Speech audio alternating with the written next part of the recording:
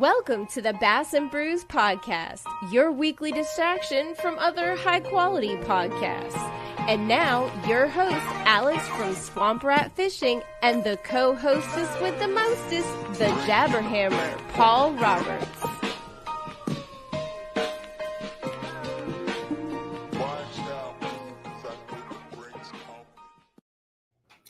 Hey-o! Welcome back to another Bass and Brews podcast. Alex is yet not here again. I'm on my own tonight with a good friend of the show, Joe, who we'll get him to talk here in a second. I got to finish my diatribe into the debauchery that ain't going to happen tonight because we're professionals. And Alex sitting here to keep us in line. So this could be an hour and a half long is the goal, or it could be 5 hours. I don't know. We're going to see. But we are your weekly distraction from quality podcast content. And we're here to disappoint and make you feel inferior to all the other podcasts that you listen to. I don't know why you feel inferior, but we are. Joe, man, what's going on, buddy? What's up? Life is good, dude. How about you? Man, I'm doing all right. I hadn't had a lot of chances to fish here recently. Mostly it's been tournaments. I've had some good tournaments. We had our North Carolina State BASS championship a couple weeks ago, week and a half ago now. And I was excited to potentially qualify for the Kayak Bass Classic in the kayak side, hence the Kayak Bass Classic. I didn't. I caught some good fish, but I just couldn't finish out that limit. New lake I'd never been to, and just it was tough fishing overall. But besides that, man, it's been good. Been busy as hell. How you been? Good. What's the water temp at home? Man, it has plummeted over the last 2 weeks here. 2 weeks ago, we were looking at 86, 88, and today I went out on the water for a couple hours, and we were 78, I think we were.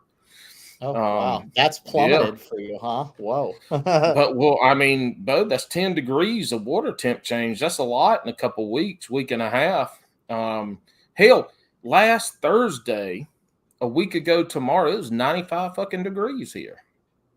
Yeah. 95 degrees. And then we finally, fall finally stuck its foot in the door and kicked summer out. And so now temps have dropped. We're waiting on anywhere between 1 and 8 inches of rain with Hurricane Ian coming up and Ian, whatever the hell it is, coming up here. I think we're going to get some eastern bands, which a lot of wind, potentially some bass storms and a lot of water. But yeah, man, we're sitting pretty. The fish are finally getting into that fall pattern. How about you? What y'all at up there? So let's see. I haven't been on the water since Tuesday, so like 8 days. But we had seen temps drop from the mid to high 80s into the we're dipping into the 60s now. So yeah, I mean, because we're getting 46-degree nights now out of nowhere. Like we had air temps in the 80s, no problem. I think I saw even 93 2 weeks ago for a day. And then all of a sudden, just like that, evenings in the, 53, 46, and it hasn't stopped. Like it is cold every single night now. So we, I think it threw the fish off for like a week. I think that Toyota series they had on the St. Lawrence last week was actually probably an extremely tough event for those guys. Cause usually the river is very stable in terms of water temps, and those fish, they don't transition very quickly.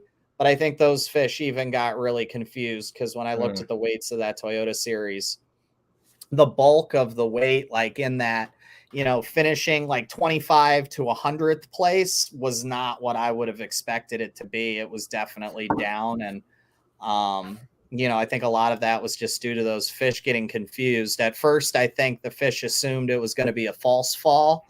And then they were like, oh, maybe Mother Nature isn't fricking screwing around. So, it's been weird. And, it's definitely, I think the rains that we got like the last 2 days have really probably solidified that it's fall up there, because you get a little bit of like runoff, and all of a sudden when you get those temp drops, if you get the temp drops first and then some runoff after, salmon and steelhead start flying up the rivers, and the brown trout, and I think the smallmouth kind of know to like go shallow and start doing their thing. So it is A-rig season now, buddy. I'm just hoping for a little wind the next 4 days while I'm up there. And so it's funny you say that too, with the fish are a little confused, because I believe they were here too. A couple weeks ago, the bite was on fire morning to evening. I mean, it was pretty good bite. And then here this past week, we were getting temperatures into the 60s and the high 50s at night. And so that water temperature dropped real good.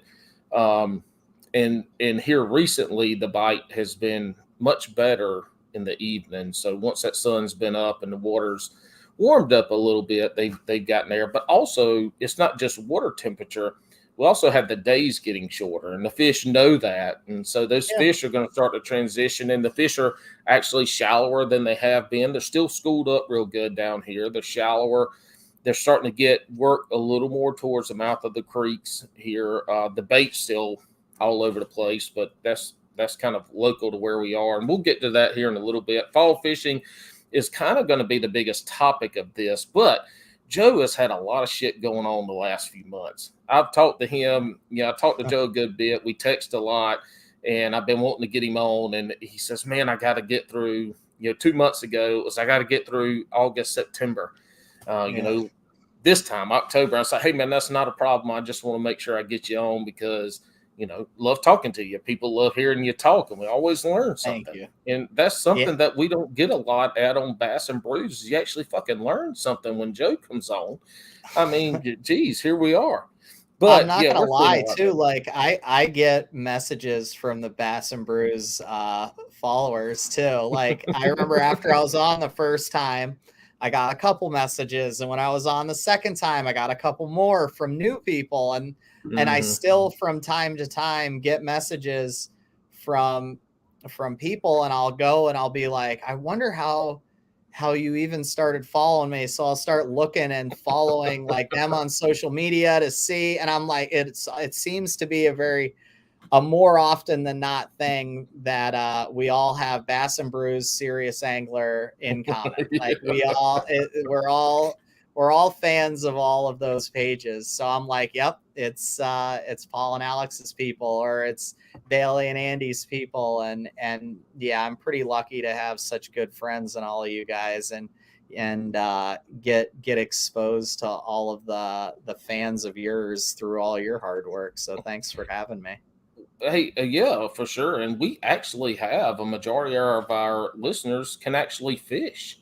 So it's neat that they still tune in to the shit that we talk about on here. And we only got people on here, but this is a little weird for you and I, because the last two have been live, and here we're recording this one, but Joe's got somewhere to go tomorrow. I've been balls to the wall with work, kids, all this shit. We couldn't make live work, but we're here now.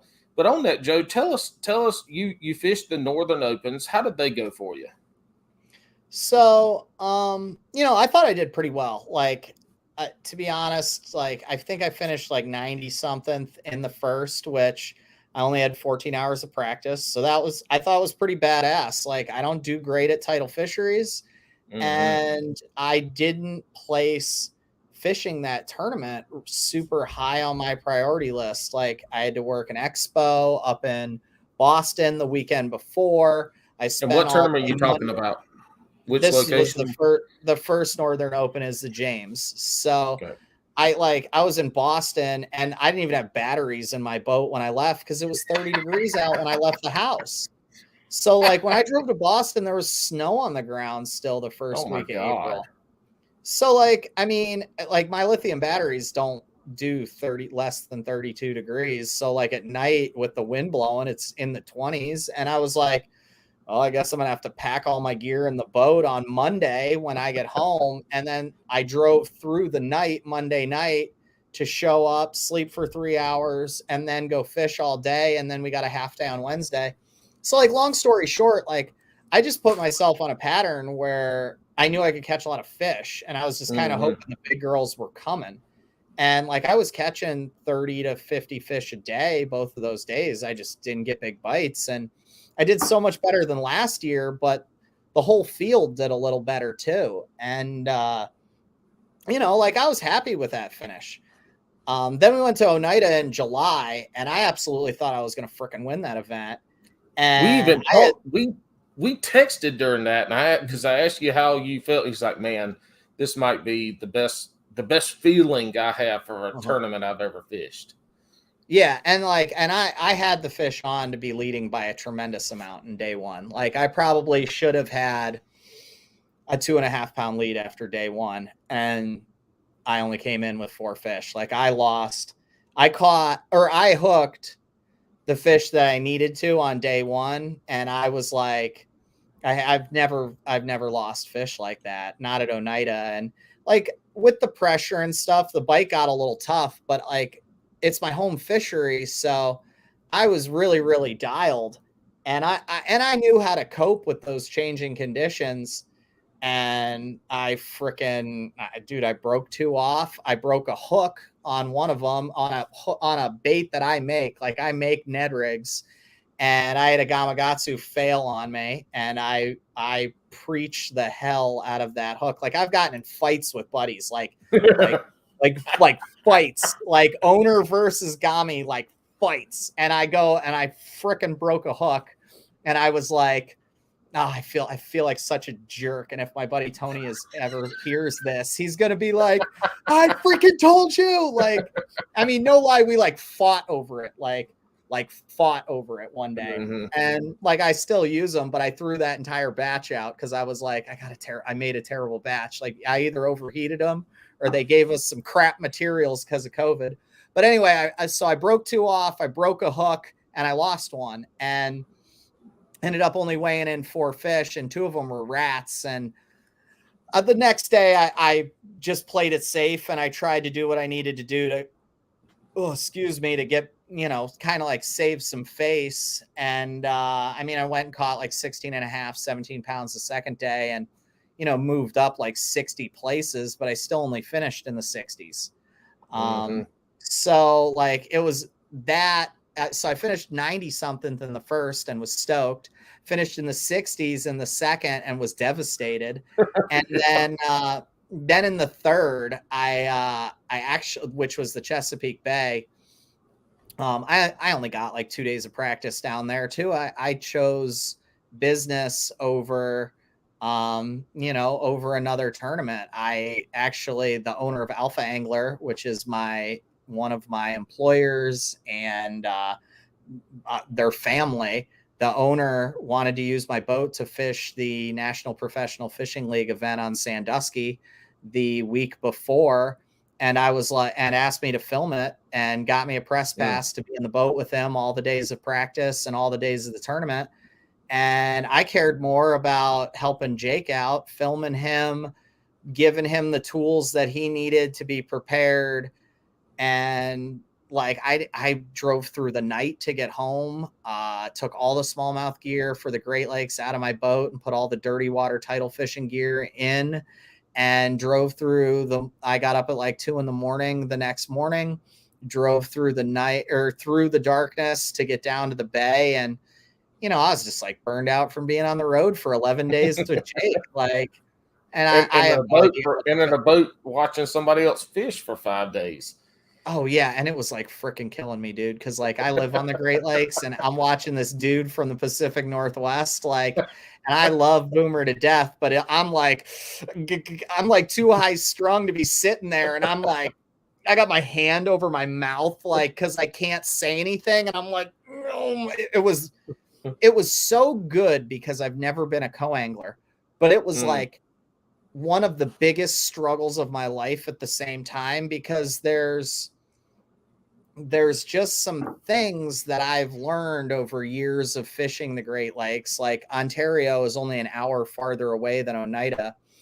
So I can get to Ontario in 3 hours towing the boat, and I go all the time. And so like, I'm just like dying, bro, like dying. Cause I wanna say something, And like, there are things I would have told him if we would have got to go fishing a few days before, because he got to my house a few days before we had to leave, but it poured for 3 days straight. So like, we didn't get to go fishing, and I was going to take him on Ontario and show him a few of the things that are like really Great Lakes Smalley specific that we do when we're fishing deep. And I didn't get to help him. And like, so I had been like holding that stuff in for a couple days already. And then I was like, it was like placed right in front of me that like, shoot, we should have talked about this stuff before like information time closed. And like, it was very hard. But at the same time too, like, since I've never been a co, it was an epic experience. And I take that over doing well at the Chesapeake any day. Like the things I learned from hanging out with him and his travel partner, and like Sookup was in the cabin next to us, and John, you know, at the time was leading the opens, the overall, and he's an alpha angler. And I wouldn't take that experience back. Like I wish in hindsight that I would have got to focus better on the tournaments that I fished this year. But honestly, like I won't even for a millisecond look back on those tournaments and go, oh, I wish things would have gone differently, because they were so minuscule in terms of what they will do for my future moving forward. Because well, shit, I'm basically unemployed. Like my job, my lifestyle revolves around creating content now. I mean, I'm a social media manager for a couple of brands in the industry, and a content creator for them as well. But, you know, so that the business side of fishing right now is way more important than my overall finishes.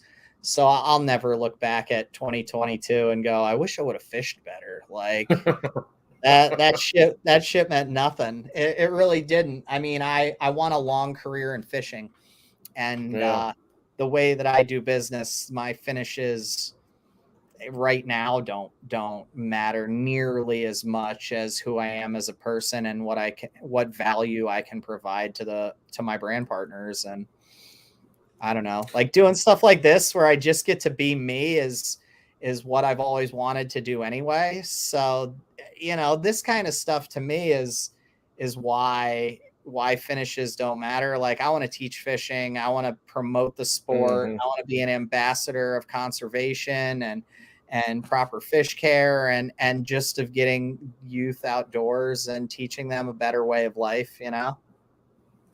Well, and so this will lead us into something else I want to talk to you about.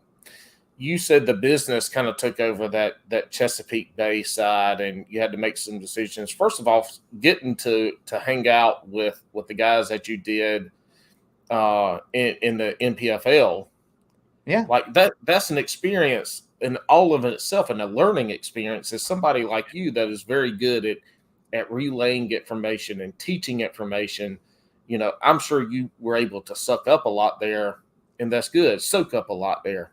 Yeah. What was that, a pun, John? Soak up information. Anyway, one of those English terms that I can't remember.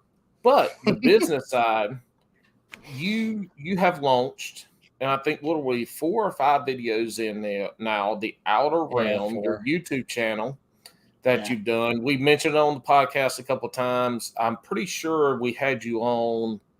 I can't remember. It's been just shit so damn crazy, but we have mentioned it. And when it hit, if people are not looking at the Outer Realm, the production in that is unbelievable. It draws you in, and that's the business side that, you know, I want to talk to you about, because you're full-time fishing now, you know, content creation and fishing. How y'all go look at the Outer Realm. Really, it's really good content. It's produced phenomenally. Joe, what is how have you got that started, that YouTube channel? And you didn't start with some shitty ass videos like a lot of other people start with when they first get into it. Now I know you've been in the social media realm a lot, the content creation, the brand awareness, the marketing whole of it. But man, how did you just lay right into it to produce what you're producing? Well, okay. So first and foremost, I didn't start fishing tournaments until 2016. I fished my first like Wednesday nighters, right? My like Wednesday night league. And that's how I heard about the BFLs. So in the winter of 16, and then ended up being January of 17, I bought my first fiberglass boat, and I fished 4 of the BFLs in the region in 2017. And I placed in the top 10 in my first 2. I think I got like in the top 20 in the third, and really got the bug and kind of like got into the industry. I got hooked up with Alpha Angler in the summer of 2017, designing rods and working with them. But I was told, like I was always told from 2017, when I really started getting into the industry, you should have started YouTube yesterday. And I am such an all or nothing person that like, I mean, I resisted even getting Instagram till like 2017 or 18, probably 2018. Well, now you need to transition to TikTok. I got it now. I follow the heck out of you guys. Come on, Jabberhammer. But so yeah, I've like started that in the last like couple of months. Like, I mean, I started it a while ago, but I finally started posting my own stuff like, I don't know, month and a half ago. But anyway, I didn't want to start something that I wasn't producing the quality of stuff that I like. And when I was working for Big Bass Dreams, which was a short relationship, they really stressed quantity, and that didn't work for me. Like, so it was one of the reasons that we kind of like parted ways. Is I believe that everything I produce, I want to be of quality. I'm not trying to put tons of crap out there for people and let them pick and choose what they want. Like, I want to be able to drive my business in the direction that I want. I'm a little bit of a like control freak, and I'm a little bit of a perfectionist, and I'm hugely OCD. Hold on. A little bit of a perfectionist. Yeah, right. And a little bit OCD. We've already covered this on the previous podcast about your OCD-isms. But a little bit is like, come on now. You are way a bit. I know. And so like to me, I spent tons of time planning this channel and what I wanted to do and what I wanted the look to be. And like, I used to write storyboards long before I ever even shot the footage for all of this stuff. And it's funny, like, and I haven't produced any of those videos that I've already written, but like, I wanted a certain look, and I wasn't willing to put out videos shot on a chesty or shot on the console of my boat and me talking to a GoPro, because that's just not what I wanted. And the whole point of me in my 30s pursuing this goal, being a sole proprietor, running my own business, like doing these things, quitting my job back in May, is I want to do shit the way that I want to fucking do it. And I want my partners, the brands that I work with, to like to work with me and want to work with me because their ideals mesh with my ideals. And you know, I'm not meant to be with every brand. And every brand is not meant for every angler. And I want to do my own fucking thing, and you know, within reason. And like, and I know there are a lot of brands out there who are looking for quantity, and I'm only looking to make really fucking fire content. And like, it's very documentary. I'm going to interrupt you, and I ain't going to apologize because my fucking show. But it's like that initial 2 or 3, 4 minutes. I can't remember the first video you put out and the ones you put out after that. It has a documentary feel to it. And the things with documentaries that people who watch them is, you mentioned it earlier, it's these storyboards, right? It's the story in general. It's, you can, you feel like you're part of that, of the journey that you're taking right there. That fishing trip that we're watching, documentaries make you feel a part of that, but they're also educational. So it's the education, the entertainment side of it. And your videos really do encapsulate that. Now, you also said the difference between creating really good content versus, quality versus quantity. There's a place for both. 100%. And you just have to find your niche and what you want to do. I mean, if you want to create, and this podcast, again, I say it every episode almost, this podcast is built off of content creators. We just happen to want to talk to content creators in the fishing realm. So we have a lot of people that listen to the show that are creating content or want to create content. And so that's the thing about creating content, is you have to create the shit that you want to create. And then you have to find your niche. You have to find your group of people that want to watch the shit that you want to make. That's the hardest part, because that takes time in creating your little group, your niche of folks that want to watch your stuff. That takes time to dial that in. So for you to say that you spent tons of time beforehand to get to where you are now to create that content, a lot of people start YouTube yesterday, and a lot of people do that. They put out shitty videos. You hear it more often than not. Or and people say, my first video sucked. But they figured out what their viewers, what the people who subscribed and came back and hit that ring bell, they figured out what they wanted, and they came to that. And so, you figured that out without putting out the content before. Yeah, I mean, I have a feeling what I'm about to say is going to become another one of the ongoing reels that you play a lot. But I'm going to say it anyway. Like, it will never be as good as the Bass and Boobs. This one's pretty good. Like, Mark Zona's my spirit animal, and I love what Zona's Awesome Fishing Show has grown into, and he is the Italian stallion, and I very much look up to that man. And I just this is going to sound so odd. So he narrates my life when I'm on the front deck of the boat, when I'm by myself. Like, I can hear him narrating what I'm doing in my head, right? I should be medicated. Oh my God, I can't believe I'm saying this out loud. But I've always wanted to put my own voice into a very similar style of creating content. And I'm a teacher by trade. So I, rather than Strike King and Lose are huge supporters of Mark and the show, and he's a huge supporter of them. He creates a ton for them, baits and gear and rods, and I someday strive to be very similar, but I don't want to be Mark Zona. I just want to be Joe Labarbera. Mark has already done what Mark is doing.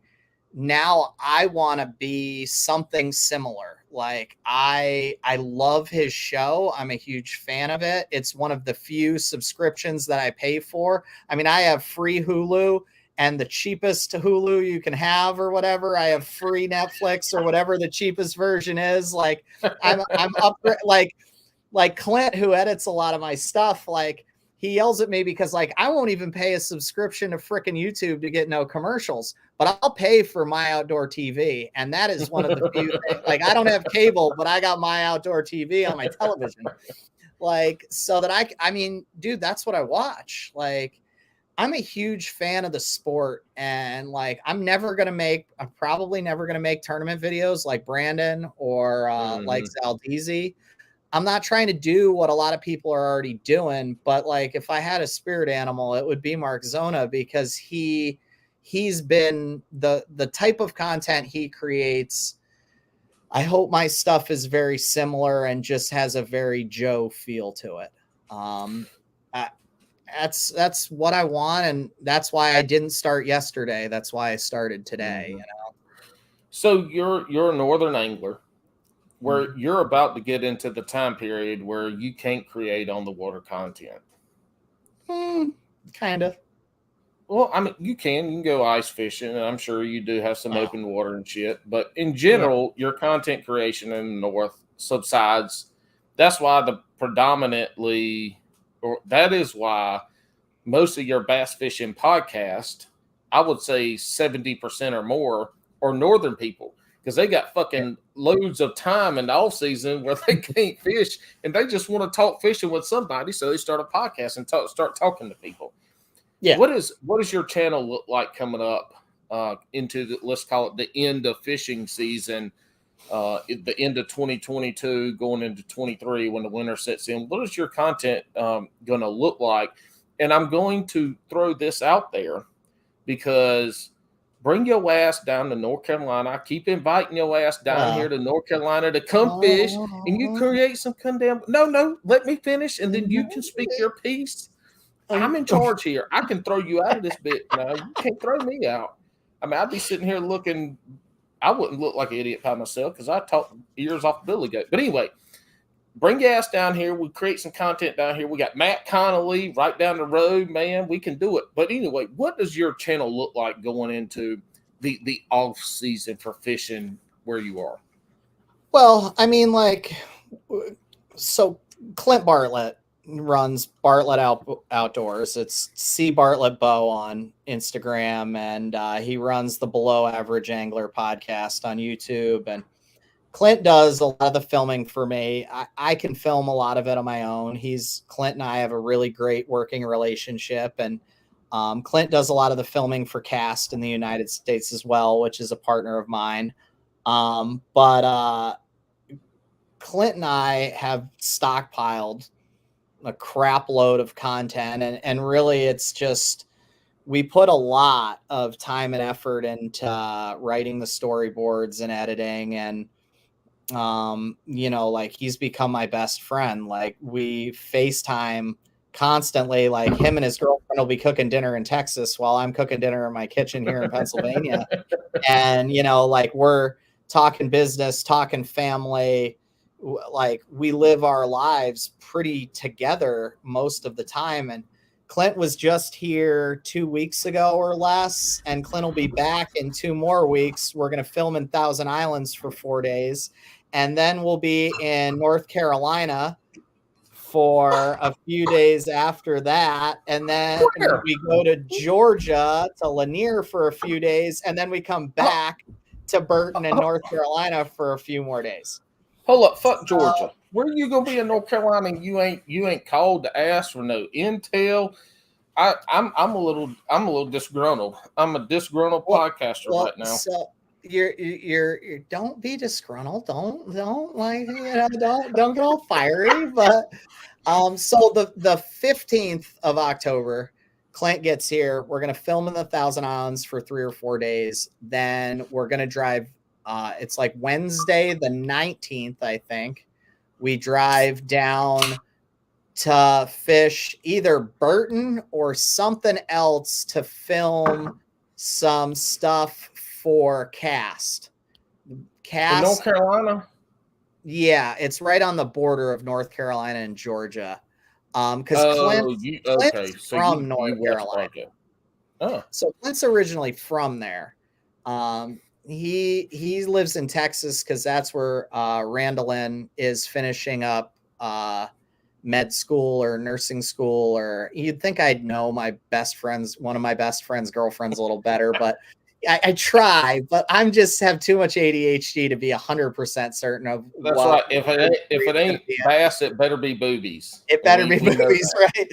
So and So and with her, it's not bass or boobies. She's just a buddy. So like, I lose track of some of the details. But terrible friend. I apologize to all of my friends. I apologize. I'm so bad. But so Clint's from there, and really like Cast as a US brand really started out on Lanier. So Mm. Thursday and Friday of that, like, I believe it's like 20 and 21. I think it's Burton or somewhere else. They wanted to film some big bait stuff because we are working on some soft plastic big baits, like 6 and 8 inch soft baits. And we're going to do a little filming with the prototypes there. Then we're going to go down to Lanier Saturday and Sunday. And then Clint and I are going to come back to North Carolina and stay at his cousin's house kind of indefinitely, probably like 3-4 days or something. Hit one of his best friends. Ian works for Black Rifle Coffee and couldn't come down to be with us in the cast crew. So we're going to be in North Carolina with Ian and just try to like get as much stuff on film and kind of smash around on some big mountain fish for a few days before I, run out of money or energy or time and got to come home. So and here I am. Hold on, time out. Here I am in fall fishing on Jordan and Sharon Harris, crankbait heaven, Yeah. and you ain't even gonna come damn see me. I'll tell you Well, what. no, Man, I didn't say that. I got boobies and I fish. Yeah, I'm no, fat I as mean, fuck. so no, like that's the plan is like when I'm in North Carolina, I have time I have the freedom and time to spend it however I please. So I can hang out with Connolly and the Jabberhammer. Like we got plenty of time to do whatever I want to do because when I come back, it's going to be effing freezing out.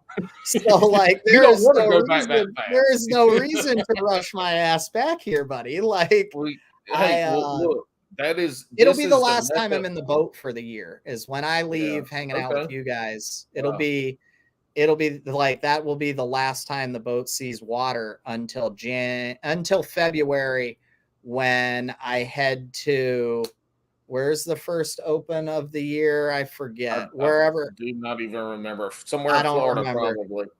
I don't think it was. I want to say I think it was actually like Texas or Eufaula, maybe. It might have been Eufaula. So I was like, I mean, I won't be in the boat until February and I'll go down. If they do, I didn't even pay attention that well. I heard the opens next year, there's going to be a closed practice on them. So I'll go fish a neighboring lake for like 2-3 weeks. But until like Valentine's Day, I'll be doing nothing but steelhead fishing. So that's what I was about to say. When you get up there and you put the boat up, though, that's when you start posting your content and catching big ass steelhead on the rivers and doing some guiding. Are you going to do some guiding up there this year? No, I don't. That's my freaking sanctuary, man. I ain't taking anybody but friends to go do that shit. Okay, I thought you did some guiding. All right, well, on that, let's get back to the. No, I don't like. Okay. I mean, I go with Andy. Andy guides. Yeah, but no, that's my serenity now, man. I'm like Costanza's father when it's stinking not bass season. There you go. So on the opens next year, before we started, you mentioned you were going to fish all 9. Mm-hmm. So your plan is to fish all 9 opens next year. And if anybody hadn't heard, the only way you can qualify for bass next year is to fish all 9 and finish in whatever finishes. So is that your goal with fishing the all 9 opens? Is it to win some money? Is it get some experience? You already said you're really not going to create content from your tournament fishing, or is your goal to be on the elites? Well, I mean, the end game goal is to be on the elites, but like Bailey asked me this on the first podcast I was ever on with him like 2 years ago. And Pat asked me the same thing when I did stuff on Stray Casts, and my answer hasn't changed and it never will. Like I would never accept an Elite Series berth if the business wasn't ready. And bass fishing, I mean, it's one of the few professional sports where we pay to play.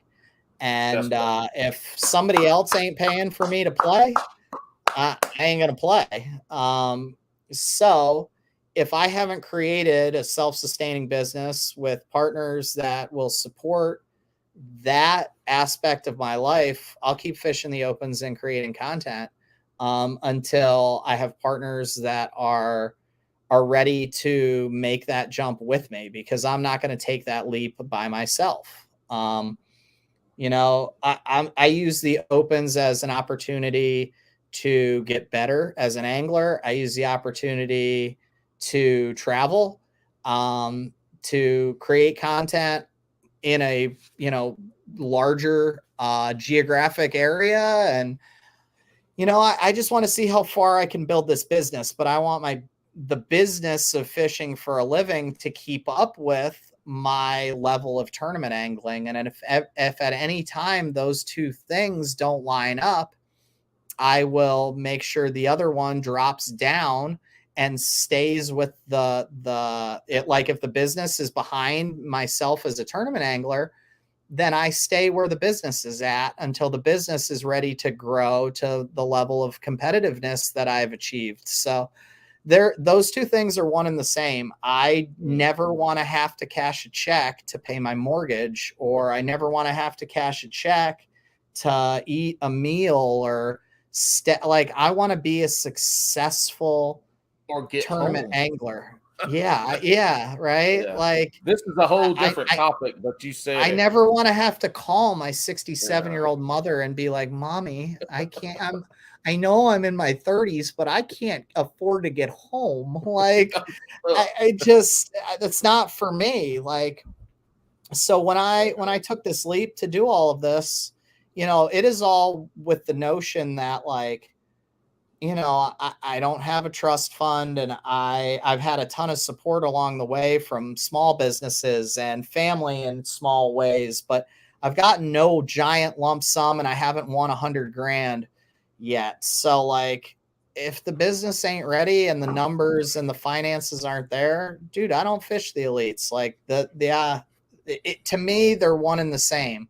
I'm not that 25-year-old kid who's, 2 or 3 years out of college, who's like, dude, I'll sell everything I own and I'll fish with 12 combos to fish. Like, hell no. That's not what I'm doing. I don't sleep on couches. I don't eat dollar menu. And I don't, that's not how I live. Like, I can't do it. I'm 36 going on 37. Like, I don't sleep on the floor. I don't sleep in my truck. Like, I can't fish good like that. I'm getting too beat up. You can't move the next morning sleeping on that shit at that age. And I'll tell you, yeah, Coop can do it. Like Coop Gallant does it at age 24, 25. Like I can't, dude. I can't hang out around the campfire. I can't edit in a tent, and I can't freaking wake up on the ground and rally. Like I just can't do it. I could when I was 24. I could when I was 27. That's right. I can't. 10 years will age the fuck out of you. 27 to 37. I threw my back out at age 35. Like I ain't sleeping on the floor. Like look, 27 to 37, the physical limitations that arise in those 10 years is unfathomable. The other thing that you said, and I've talked to some other folks about this, and I wanted to try to get a podcast together, but I'm not in the industry, right? I'm seeing it from a outside view, but you said this is fishing is one of those professional sports. I would say it's the only professional sport that I know of and or follow or have been associated with as a viewer, or have some knowledge about.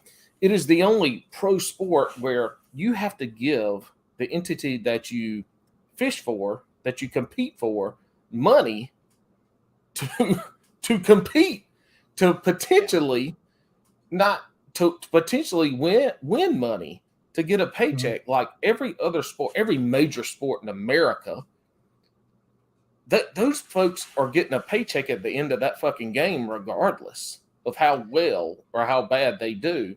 I don't want to dive into this too quick, but fishing, if they want it to be NASCAR or golf, and for some reason those are the two they kind of want to compare it to, they got to start paying the motherfuckers that are fishing like a professional athlete and quit treating them like, a professional gambler, because that's kind of what they are at this point. Well, so here's my take on it. And like, I did not come up with this on my own. So let me preface it with a lot of this has come from Bradley Hallman, and I got to spend the Chesapeake Bay tournament with Sukup, Hallman, Pangerack and Upshaw, and Hallman makes a tremendous point, and I'm sure he's probably made this point on a YouTube video he's made before. And there just won't be the money in professional angling until we are able to come up with a format that is what? I'm holding up the number one. There has to be one main. There ain't two NASCARs. There ain't three NASCARs. There ain't two NFL. Okay, so I to be honest, that's not where I'm going with this. I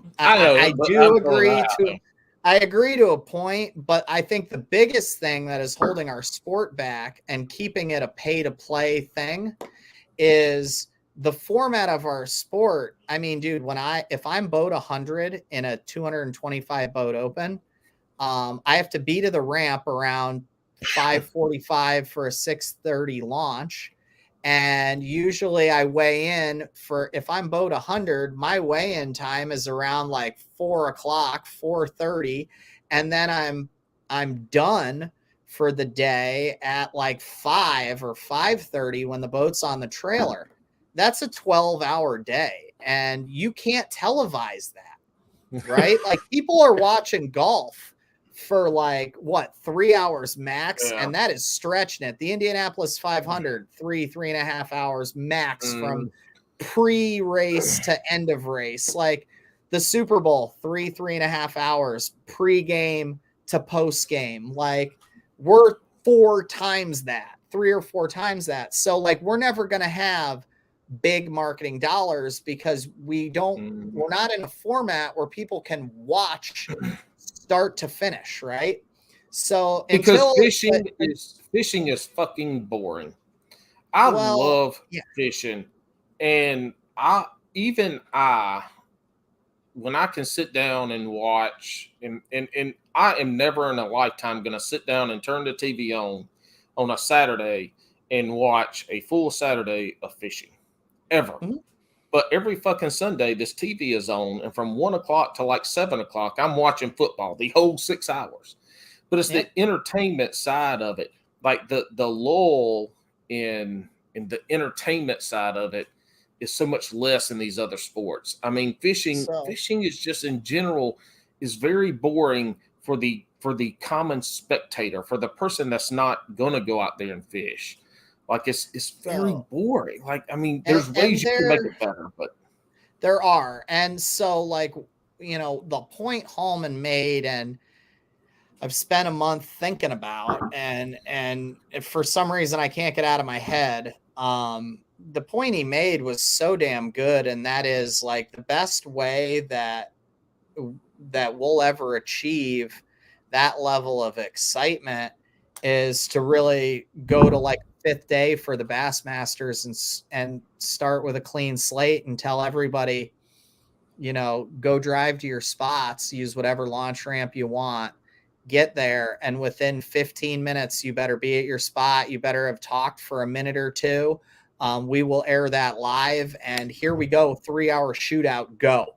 And that's the only way we're really ever going to be able to come up with a format that's really going to be conducive to get Coca-Cola, Walmart, McDonald's kind of marketing dollars, into fishing, where it's no longer a pay to play kind of a deal. Again, I didn't come up with this, but it resonates with me. So, and until then, we're all going to be, we're going to be poker players. We're going to be, like, I think racing is probably a lot like it, like maybe not NASCAR, maybe not the Indy 500, but I think a lot of like drag racing, I think a lot of that's pay to play. And, we're never going to be the NBA or the NFL or the MLB. And we're always going to be racers and poker players until we find a way to change the format of how we crown a champion. So the other thing too is like having some confrontation, angler to angler confrontation would be one way to get,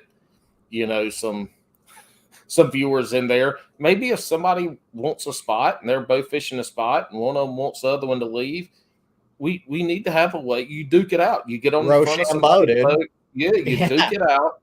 First one off the boat has to leave. Yeah, I mean, It's so like a hockey, kind of like the hockey fight, right? So, to do something like that. It is, and I don't want to get too far into this because we really do. I really don't want to talk about fall fishing because you have a lot of shit to say about that. It's gonna be awesome. But the sport of fishing, they're trying. The biggest thing here oh over the yeah, last 5 years is they've invested in live. They've they've done a lot of things here recently to really start to try to drive viewership, and they just have to dial it in. It's going to take some time because the sport is an old sport. There's not a lot of innovation outside of technology and lures and shit. There's not a lot of innovation that comes in with how you watch people fish. So I think they're going to figure it out in time. But I don't yeah. think tournament fishing is going to look like it does right now in 5 years. If they make it to that point where people want to watch, it ain't going to look like it does now. It's going to be what you just said, where there's it's going to be kayak fishing. You launch wherever the fuck you want to launch and you fish, and you got a 4-hour shootout. And we don't have 4-hour shootouts, but we can launch wherever we want to. Yeah, I mean, hey, real quick, Joe. Hey, time out real quick. Keep talking. I got a damn fucking smoke alarm chirping over by my kids' bedrooms. And I've got to go take that shit off before my wild ass boy wakes up. So keep talking, and I'll be back in a minute. Yeah, I mean, all of us should praise Steve Bowman. He's Bassmaster's main guy when it comes to pushing us to where we are now. I mean, he was the guy that helped get Zona and Davey Height on the water, talking to the anglers, doing live on the water stuff. Steve Bowman's brought us all Bassmaster Live. I mean, a lot of that stuff is, because Steve has been progressive and he has helped push our sport into those aspects of coverage. Steve is getting older. We as fans of the sport should pray every night to the fish gods to keep Steve Bowman healthy, because he is the one who is the driving force to being progressive in the way that we view bass fishing.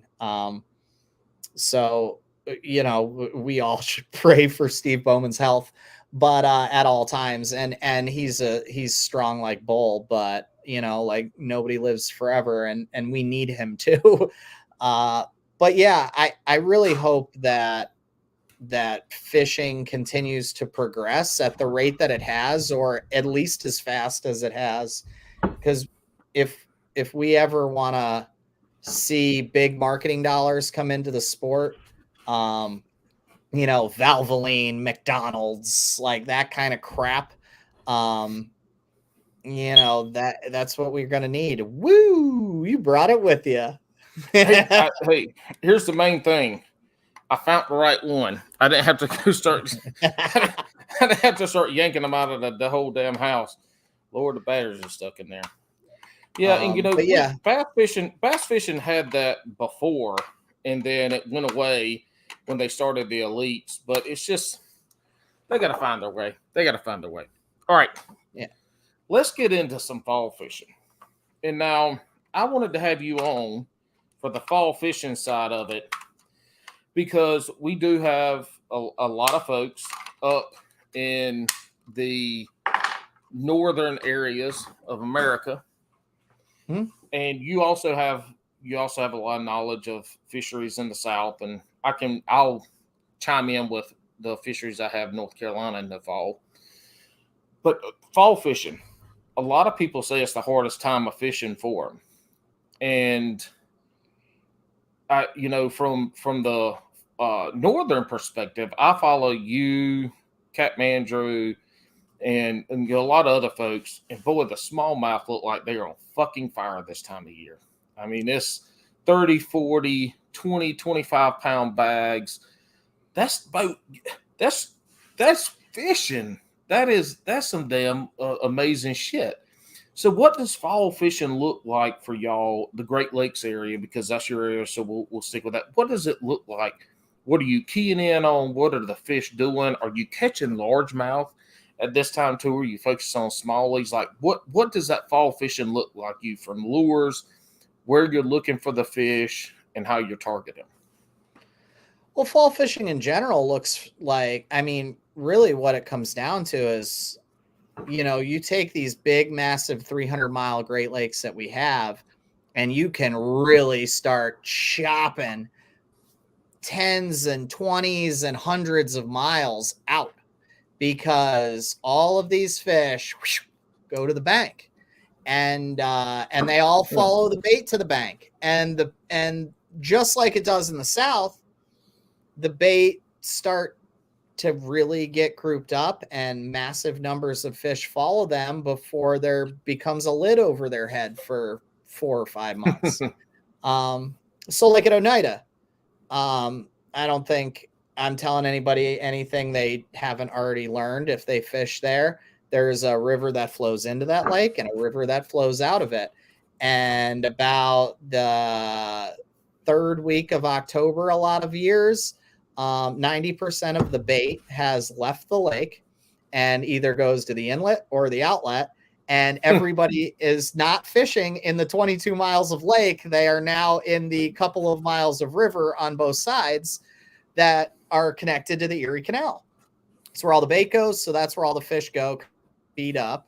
They want to feed up big before winter, before their metabolism's slow and they kind of. So, I mean, for us, like, the reason we're not necessarily weighing bags that are can you guys hear me? I keep getting a loading screen on my end. Okay, cool. Yeah, you're frozen, but ain't nobody watching, so keep talking. Okay. They listen. As long as they can hear me. Like, we're not necessarily weighing these monster freaking bags that are so much bigger than our summertime bags because our fish have fed up so much more. No, we're just catching massive amounts of fish, and they are all fat, but we're also catching massive amounts of fish. And it's just because they're not keyed in on crawdads until it gets back down into the low 40s. They're literally chasing schools of bait because they want to eat as much food as possible every single second of the day. And they're all together. And especially for our northern lakes, a lot of them will get on the little schools of shad too. And a shad is a big meal up here for a northern bass, especially a smallie. And gosh, you find shad eaters and whew, you can make hay real quick. And our days get so short up here. I mean, it was dark before 7 o'clock here today. And it gets cold at night, and those fish during the day, when they can see that those shad, you don't even have to go out first thing in the morning. There's no morning bite. It's freaking 46 degrees. You go out whenever you're ready to go out, whenever you're, have had 2 cups of coffee and feel ready for the morning, and you just fish through the 6 hours in the middle of the day and you can freaking go ham. And I like to throw the chandelier, so I'm hucking that A-rig on 22-pound test on a 7-Eleven extra heavy, and I'm gonna sack the crap out of them, and I'm gonna fish that thing till my arm falls off, because it's fun for me. And as it gets even colder, that bite does die eventually, and usually that's when I start going steelhead fishing. But Andy on Lake Erie, he'll get into that football jig bite and the blade bait bite. And, I don't do that as hard. I want to catch them before I need to put gloves on anyway. I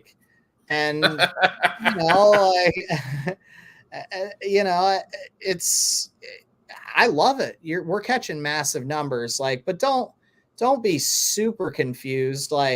You're just taking a 27-pound bag of smallies and turning it into a 29.5-pound bag of smallies. You're really only gaining a half pound of fish in terms of feed up. But a 30-pound bag of any bass is just, I mean, that's a drink. But I would be willing to bet that a majority of anglers boat anglers, kayak and bass boat anglers, will never in their lifetime catch a 30-pound bag.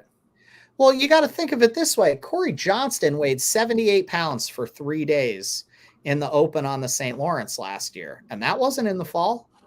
Mm-hmm. September 11th was day 3. That's not the fall. That's the summer still. 78 pounds. That's 26 pounds a day for 3 straight days. Mm-hmm. And you're only gaining a half or 3/4 of a pound of fish. Like you're having so many more whacks at them that's why you get to cull up. The fish aren't that much bigger. You're just catching so many that you can keep culling. Mm-hmm. Now you're talking about them chasing the bait, chasing shad. Where are the shad? And so I'm not very familiar with lakes up there. Down here, our lakes typically have a lot of creek arms in them. They could be small, they could be big. It's all relative to the lake that you're on. And down here, these shad here are starting to bunch up. They're getting higher in the water column, and they start moving into the back of the creeks. And so you can narrow down. Do y'all have that kind of lake structure up there? And by structure, I mean the creek arms, or do you have what are you doing, the big bowls? Like, where are the bait fish going? Where are you targeting these bass? Oh, I mean, so like right now, so we just saw our water temps drop out of the 80s and now they're touching the 60s. They're in the 60s. So now a lot of these bait are starting to school up, but they're not necessarily making their way towards super shallow water yet. But a lot of them are starting to school up in offshore schools where we have shoals and islands. And then all of those fish will start to push up into that dying grass in the upcoming weeks when, because our grass is just now starting to get, less healthy.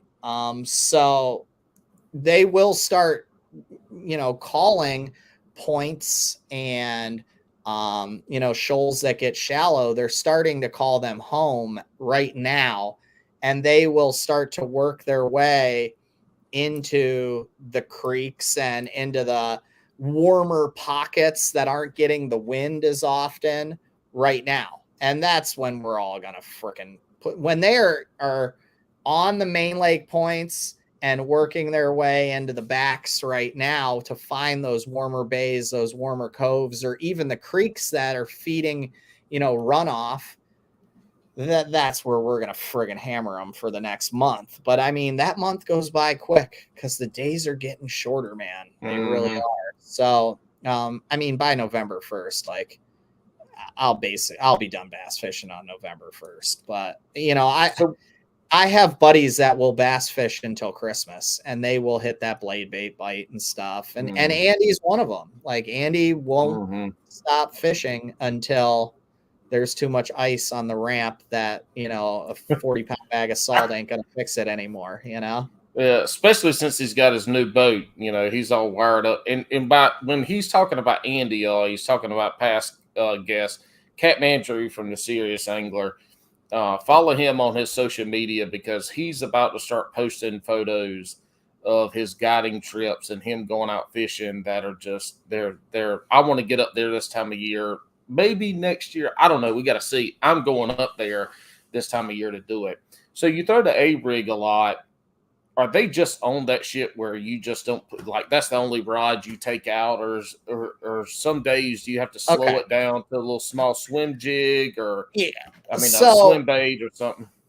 So here's the deal is, I have the luxury of being picky now. Like, so, and in years past, I haven't had that luxury. So I've had to go out there with like a single swim bait and sometimes a jerk bait. And, but I'm always going to be throwing something that's moving right now, since I can pick and choose to go out on the most awful days, which is what I'm going to choose to do. That's when I'm going to throw the rig, because everybody in fishing, right, wants to argue about what the best bite is, right? There are guys that are like, frog bite, best bite in fishing. Spook Frog bite, bite's best the most bite in overrated fishing. bite in fishing. Fuck a frog bite. So, It's only good when you so can't get. You yeah, throw a floating right. worm So, and catch the same fish as a frog, and it'd be just as fun. Fuck a frog bite. Anyway, go ahead. so to me, there are two great bites in fishing, and they're all based on, you know, where I live and what and what my experience has been, just as anybody else's opinion is. But for me, like 80% of the year, I want to feel that fish just kind of like on a light finesse rig start to run away with it, and then me lean into them real soft, because I love that time, and Polinick talks about it. I love that time between when I get a bite and when my brain registers that I've got a bite until I hook into them. That's my favorite thing in the world. So I love that finesse bite because I do it all the time. But my favorite bite is catching a smallmouth on an A-rig. They absolutely want to take the rod from you. And when Clint and I were filming like a week and a half ago, 2 weeks ago now, I caught my new personal best on Oneida, catching an A-rig. And 5 minutes before that, I caught a 14-incher on an A-rig. And both of those bites, the 14-incher and the 5.7 that I caught, they both tried to take the rod away from me. And like, to me, it's the best bite in the world. They absolutely waffle the damn thing. And I can't, I'm addicted as hell. So I'm just going to throw the shit out of it all fall because I love that bite. And I do the same thing in the spring too. Like if I'm not prepping for an open, dude, when those fish are first coming in out of deep water to like roam the shallows to think about spawning, if it's fucking windy out, I am throwing the shit out of that A-rig. I love it because they absolutely waffle the darn thing. So, I mean, to me, it's the most fun bite. I mean, the only thing I can compare it to is a saltwater fish that just absolutely cremates a moving bait. Like I love it. I mean, they absolutely shark it, and they never like. It's just so fun, and we have such good rod technology now that and line nowadays that like you can feel even 22-pound lines stretch a little bit. And now we have big 711 extra heavy rods that bend really parabolically. They're not broomsticks like a flipping stick is. So you get them on that big rod and that big line, and you can control those fish. We have 300 sized reels now with big handles and massive gears, and you don't have to use that old Calcutta style reel that's huge and round and weighs the old Ambassador. The right. Ambassador You don't have to use 5,500, you know, like you don't have to use that stuff anymore. So like bass fishing with that big crap is now fun because like you can move the rod and you can work the A-rig, and like it's a lot like big bait fishing, but when these fish hit it, they you know it, like your body reacts to the bite before your brain. Like when I catch a lot of fish on big baits, oftentimes my brain knows I have the bite before I put pressure on them and before my body reacts. This is the opposite. This is they try to rip the rod out of your hand, and then your brain realizes you're hooked up, and you have to fight back. And to me, that like startling, like, where they try to take advantage, you have to rope a dope and come back. Like that's addicting, man. So like, I'm going to throw the rig. Like that's just what I do. And you use forward facing sonar. You're big into your technology.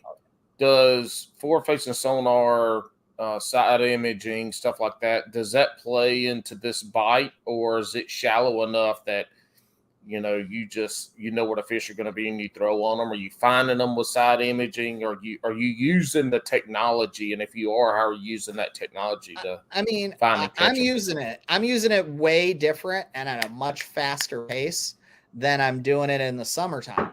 Like I really Oh shit. All right, we got a little inactivity right now. Joe has a spinning circle. So either his internet just went out, his phone died, or something. So he dropped off. He's going to sign back on. I'm going to have to let him back in. There he goes.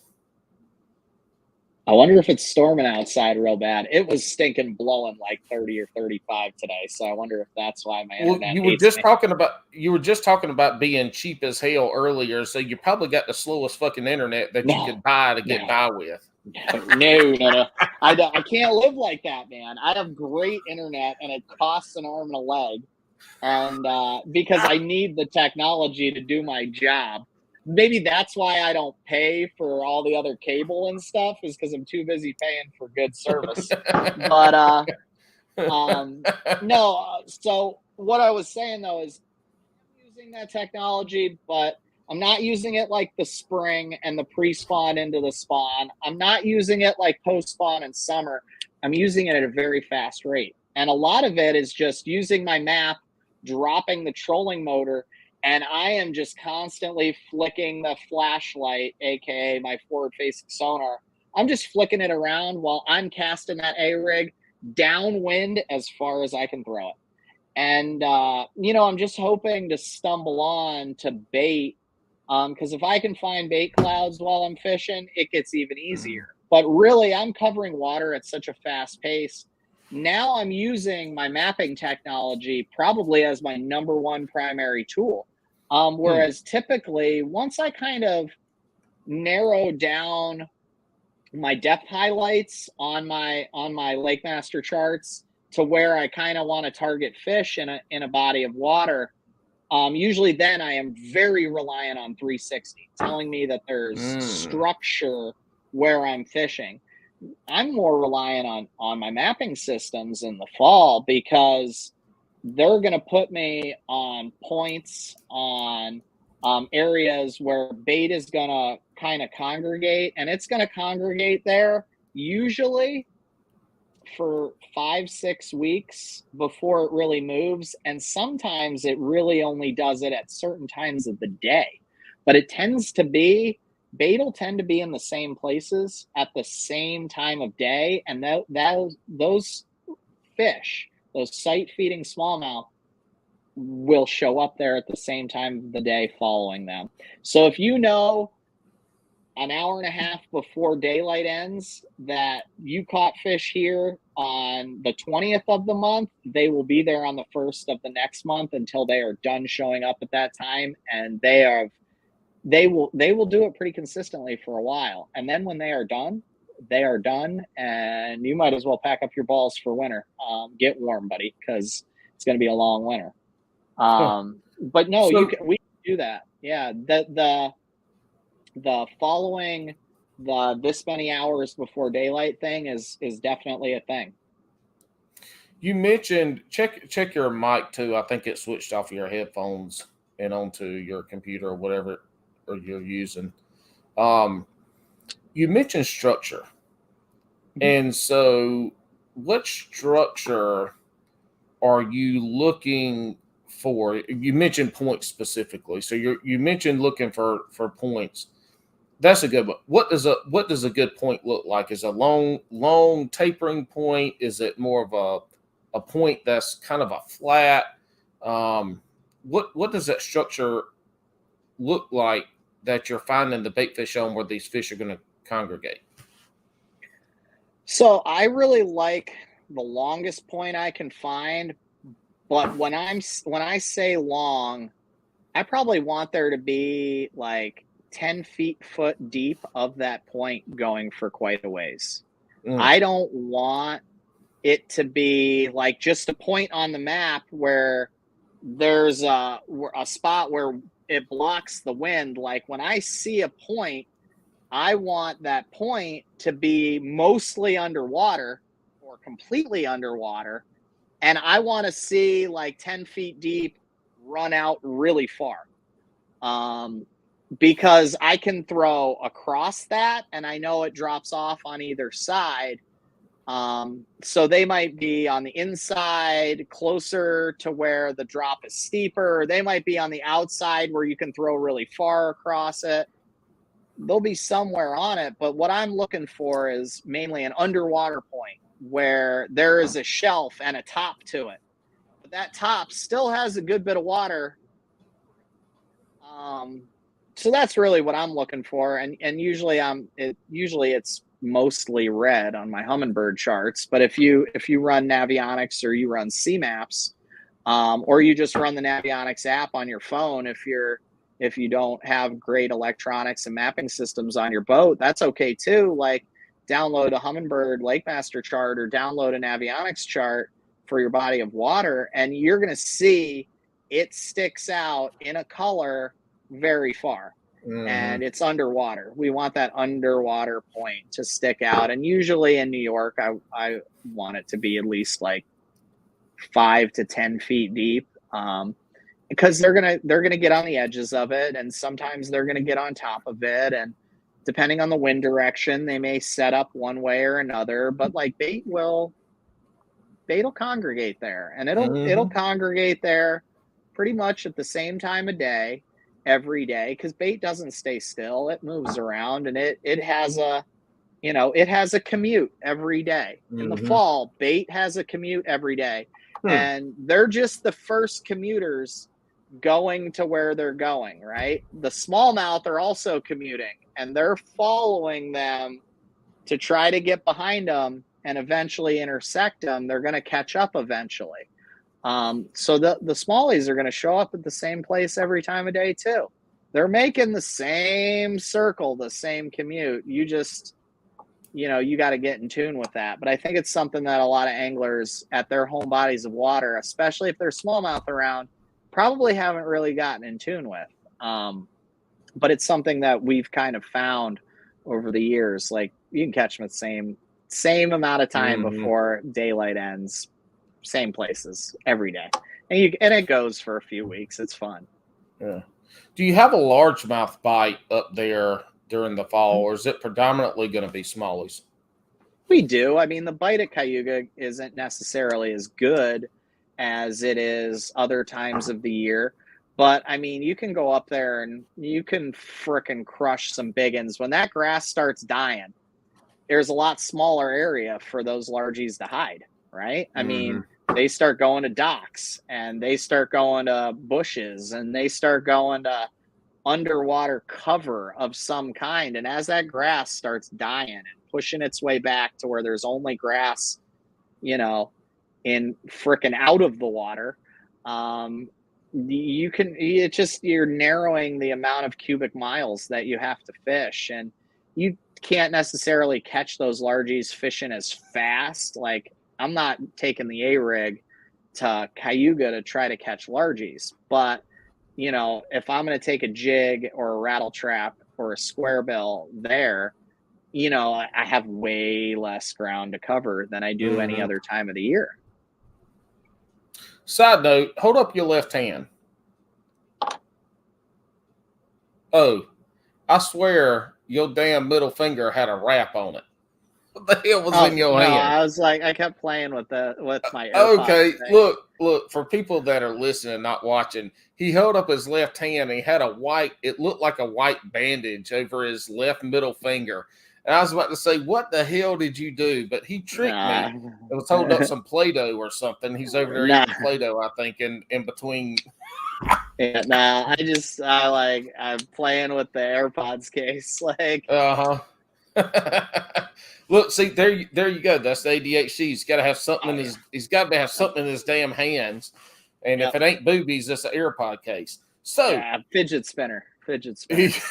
Yeah, Lord. Oh my son is so fidgety. The fidget spinner wasn't enough. So down here, and I'm strictly talking to the lakes that I'm at, Jordan and Sharon Harris here in North Carolina, because these are the lakes that I have the most experience on. And the fall is when I've had my best fishing the last 2 years. So last year going into this year. And these fish here, they're doing a lot of the same stuff. Like fish are fish are fish. And at certain times of the year, all the fish, regardless of their smallmouth or largemouth or spot, they're doing the same thing. And this time of year, the largemouth here are getting ready. They're feeding up. They're on bait. You see a lot more topwater action from the fish busting. Not necessarily mean going to catch them on topwater. But in the fall here, they start to move. They're on the main lake points. And you can follow them into the mouth of a creek. And then you can follow them into the secondary points. And sometimes they'll be in the back. But here's the cool thing about around here is they can be in the back of the creek. They could be on the secondary points. They could be on that main lake point. But they're schooled up. And so you can go out there and they're feeding. They are savages. How Joe was talking about those smallmouth ripping the rod out of your hand. I went today for an hour and a half with Carter. And long story, my graph wouldn't work because I fucked it up. Not too bad, though. I fixed it. But I'm looking for schools, and on your side imaging, you can see these schools of fish on your side imaging clear as day. It's probably the same thing with smallmouth in the 360 that you're using. But you can see them, and when they're there, I don't throw a huge spoon. I throw a 5.5 inch spoon, I think is what it is. That's what I start off with. And man, you can get 3 or 4 fish out of a school with that. And when they hit it, they knock the ever-loving shit out of it. But the bait fish this time of year are going to be the biggest they're going to be, with the exception of the winter. But right now, they're about as big as you can get. And throwing that big spoon in there, what we've done over the last couple of years is we've been able, it sinks past those smaller fish that are actually chasing the bait up high. And those bigger fish are kind of down below, getting the stuff that floats down. Now, it's not to say they won't bust and you can catch them up high, but that spoon gets down there real quick. Also, it's the biggest part. It's the biggest bait when you throw that big spoon down there. So it's a visual cue. You know, those fish, the bigger fish, are typically going to get that, especially when you get into a school. The first 2 or 3 fish you're going to catch are usually going to be bigger. And it happened today. It was a perfect example. We get over there. I saw 2 fish bust, and they were decent size, I could tell. So I threw over there. The first one was about 4 pounds. And then the second one was 3.5. And the other 3 I caught were like 2.5 pounders. But those big fish are there, and they're schooled up, and you can see them and find them. But this is what I like about this time of year, too, is you can throw that spoon. You can throw a swing head. You can throw a small swim bait. You can throw the A-rig. I don't throw the A-rig a lot. But you can also go in there, and not yet. Once we get into November is the time that you can go back to your square bills, and you can go back to your lipless, and you can go and you can beat the bank. And by beat the bank, I mean you can go to secondary points and focus on those secondary points and really catch good fish there with shallower running lures. But what I like about this time of year, and I think that's one reason why I've had good last year and going into this year, is I learned how to read my electronics. So I was able to use the mapping software to go find these points that are the best. And typically these points are going to be here where I catch most of the fish. They're going to be rocky, and they're going to be long points, but they're also going to be flatter. So it's almost like a flat instead of a point. But those fish gang up on those things, and sometimes they're high in the water column chasing fish, and other times you'll see a school down there sitting on the bottom, and you can work that school a lot easier because they're not moving around as much. But using that technology and the mapping software to find these points, I fish mainly out of a kayak. And so I have to, when I get to an area, that's the area I'm in for a while, especially if I only have 2 or 3 hours. I can't do no running. This time of year, I'd love to get in my buddy's bass boats because we can go to this point, we can scan it. If we don't see anything, we ain't fishing. We're going to the next one. And we can hit them until we find a school. We find a school, we fish them. Well, on the kayak, I do the same thing, but I ain't running the whole fucking lake. You know, I'm running wherever the hell I am. And if they ain't there, I'm over there looking for the one or two fish sitting on the bottom, hoping I can get one of those to bite until those fish get geared up. But this time of year for us too, that afternoon bite is really where that's when they get active. And this kind of goes back to what we touched on earlier, was when that fall transition happens, you have that sharp decline in the water temperature and the days are getting shorter. Those fish they transition. And so 2 weeks ago, I talked to a lot of people on the ramp. 2 weeks ago, they're like, man, I was wearing them out, killing them, big fish, just tons of fish. And this past week, people are like, man, I caught 2 or 3, but nothing like it was 2 weeks ago. Well, the bite has really transitioned to a later in the day bite. And the fish are there. The times I've been out, I can find the schools. Now, we've got a few to fire. We usually catch 2 or 3, and then you can see them disperse, and they're hard to catch. You can throw a swing head or a jig or something like that in there and pull another 2 out. But they just hadn't been like they have been and like they're about to get to be, to where you can get to a school and you can catch 5 or 6 in, 15 minutes. And they're good fish, strong, healthy fish. Yeah, but, I mean, and that's a little bit of the difference in nature between the smallmouth and the largemouth too. Smallie doesn't let anything go by, and they're willing to travel greater distances and follow their meals, whereas those largemouth aren't necessarily leaving where they were. They just aren't. They're just being lazy, dude. They're your uncle that doesn't get off the couch on a Saturday until the SEC games are all over. He's gonna sit there and he ain't getting up, and that's the largemouth for you. Whereas the smallies, they're gonna spend the weekend running around trying to find, they're gonna keep changing the channel till they find the best game of the week. They don't care which one it is. So the largemouth is your 50-year-old uncle that don't give shits about nothing but drinking natural lights and watching TV. And then your smallmouth are the 22-year-olds running around chasing ass. They all over the place, going after everything. They're going to every stinking tailgate until they find the best one. They don't care which game it is. They're looking for the best party, buddy. Yeah. But the cool thing about it is when those largemouth do turn on, they turn on. And you can I would say we have in February-ish, give or take the weather, you have the best chance of catching a fish 8 pounds or more in Jordan and Sharon Harris.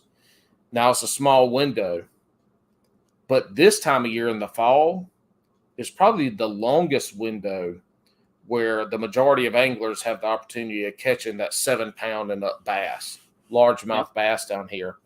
And it's because those bass aren't up to breed, to nest. Mm-hmm. They're up to eat, and that's their sole goal. Like, it's you have a much better chance this time of year.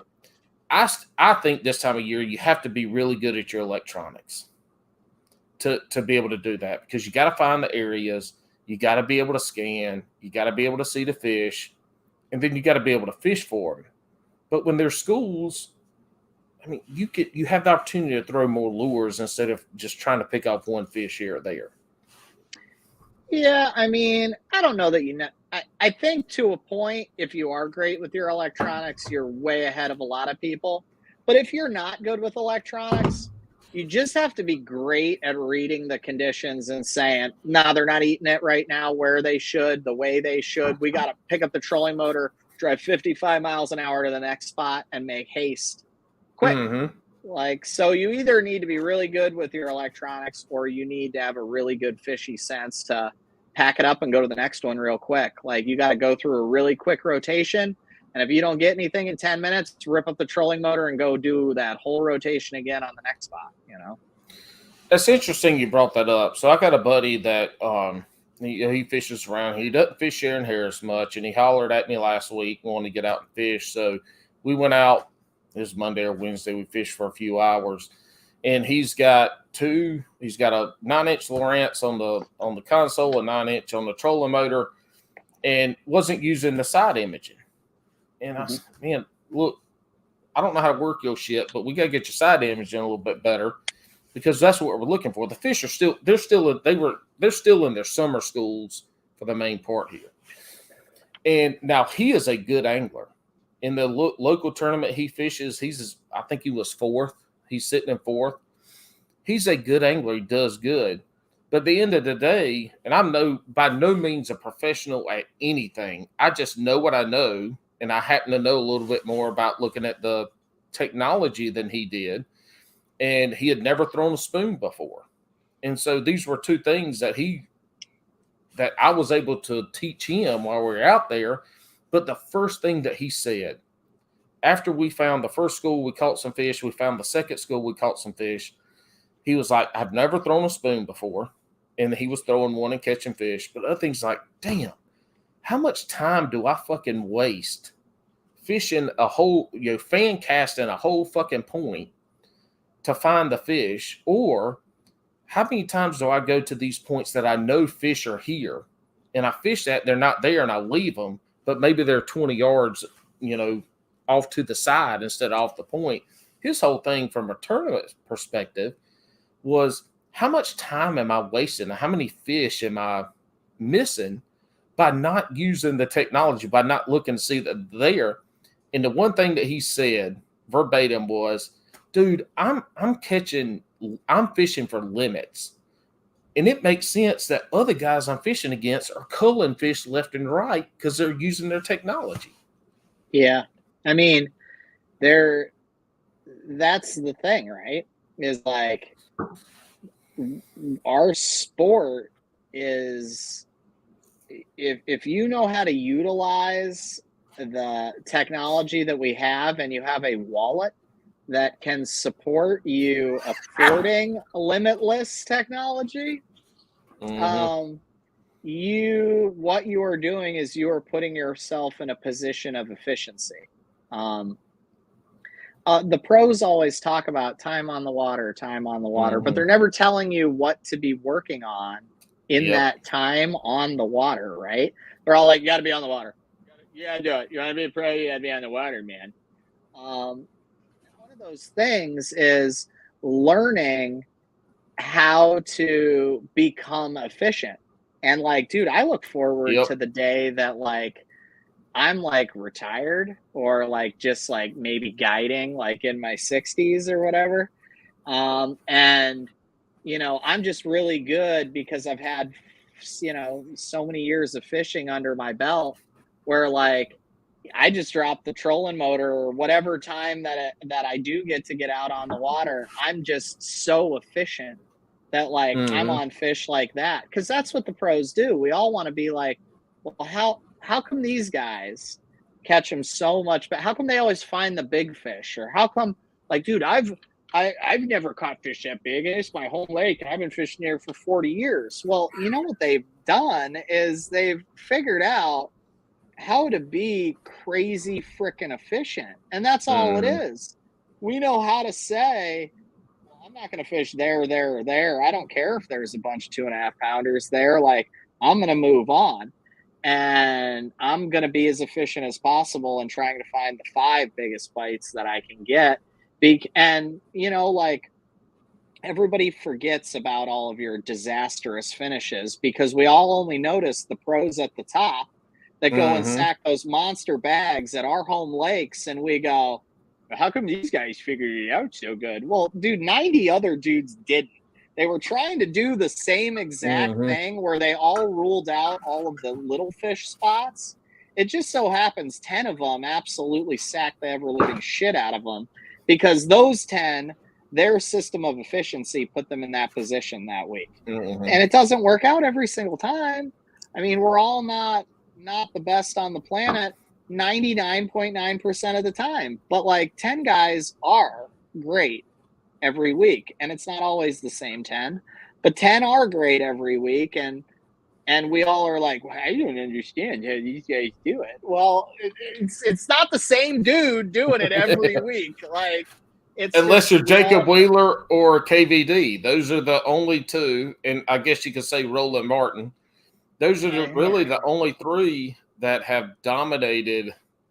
Those three have dominated the sport of fishing, but they're also the Michael Jordans and the Magic Johnson and the LeBron James of fishing. Like, they're generational talents, and they have the it factor that a lot of people don't do.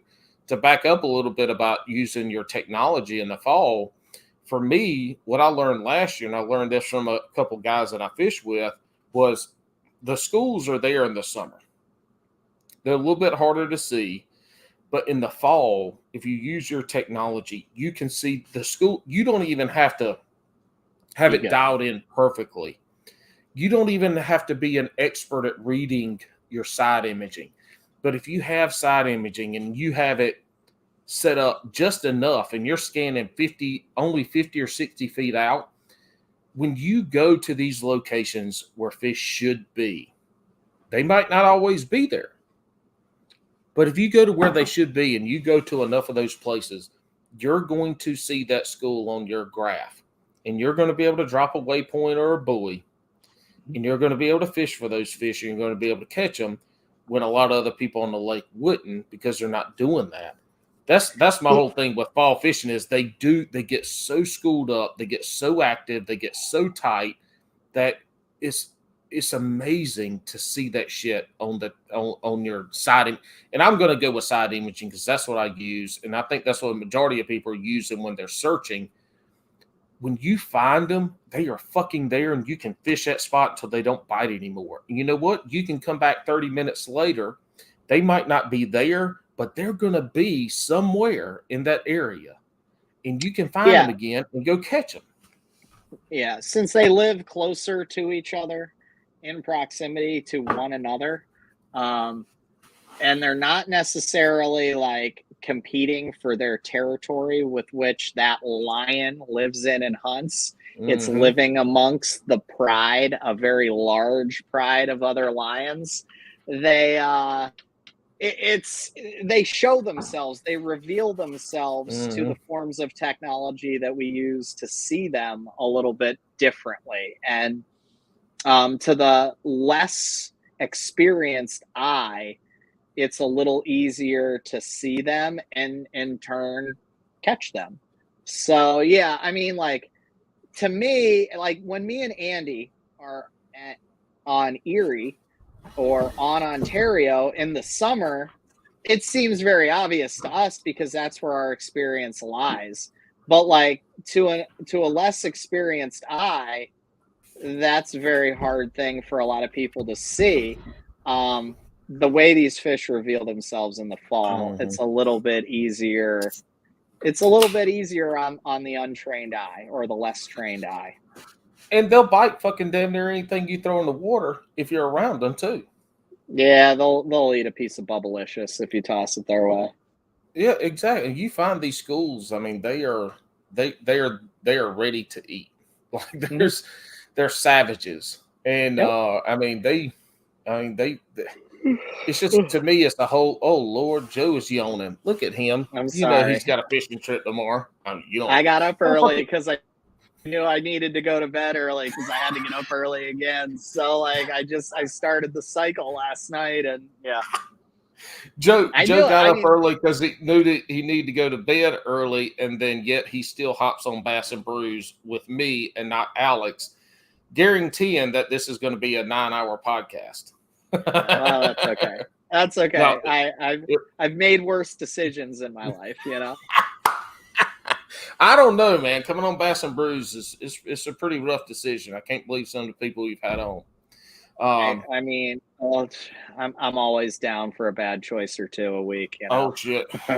That's why you continue to come on. I mean, you're a bad choice maker, and we're here to help you achieve that goal. What I appreciate you facilitating it. Anytime, man. Anytime. I will talk fishing till my nutsack falls off. There ain't no doubt about it. I could talk fishing. My wife, I quit talking fishing with her because she quit listening. It's unbelievable. I can't believe it. It's still good practice, even if she's not listening. You can still go. Well, yeah. Well, maybe. Maybe she started throwing shit at me, so I was like, "Yeah, it's time. It's time. Let me beg somebody to be on their podcast." And so here I am. How much experience do you have fishing for largies, not in the north in the fall? Do you have a lot of experience doing that? No. Mm. Well, it'll be interesting when I get to North Carolina. I'm glad I'll have some hometown locals showing me around. Look, I will take you to places where we catch fish, but when you show up, it's either going to be shitty weather or they ain't going to be there. That's my bet. Well, I mean, it'll But be you're the professional, so I'm just relying on the fish should be around here. You're the professional, Joe. I'm going to rely on you to get us on the good fish.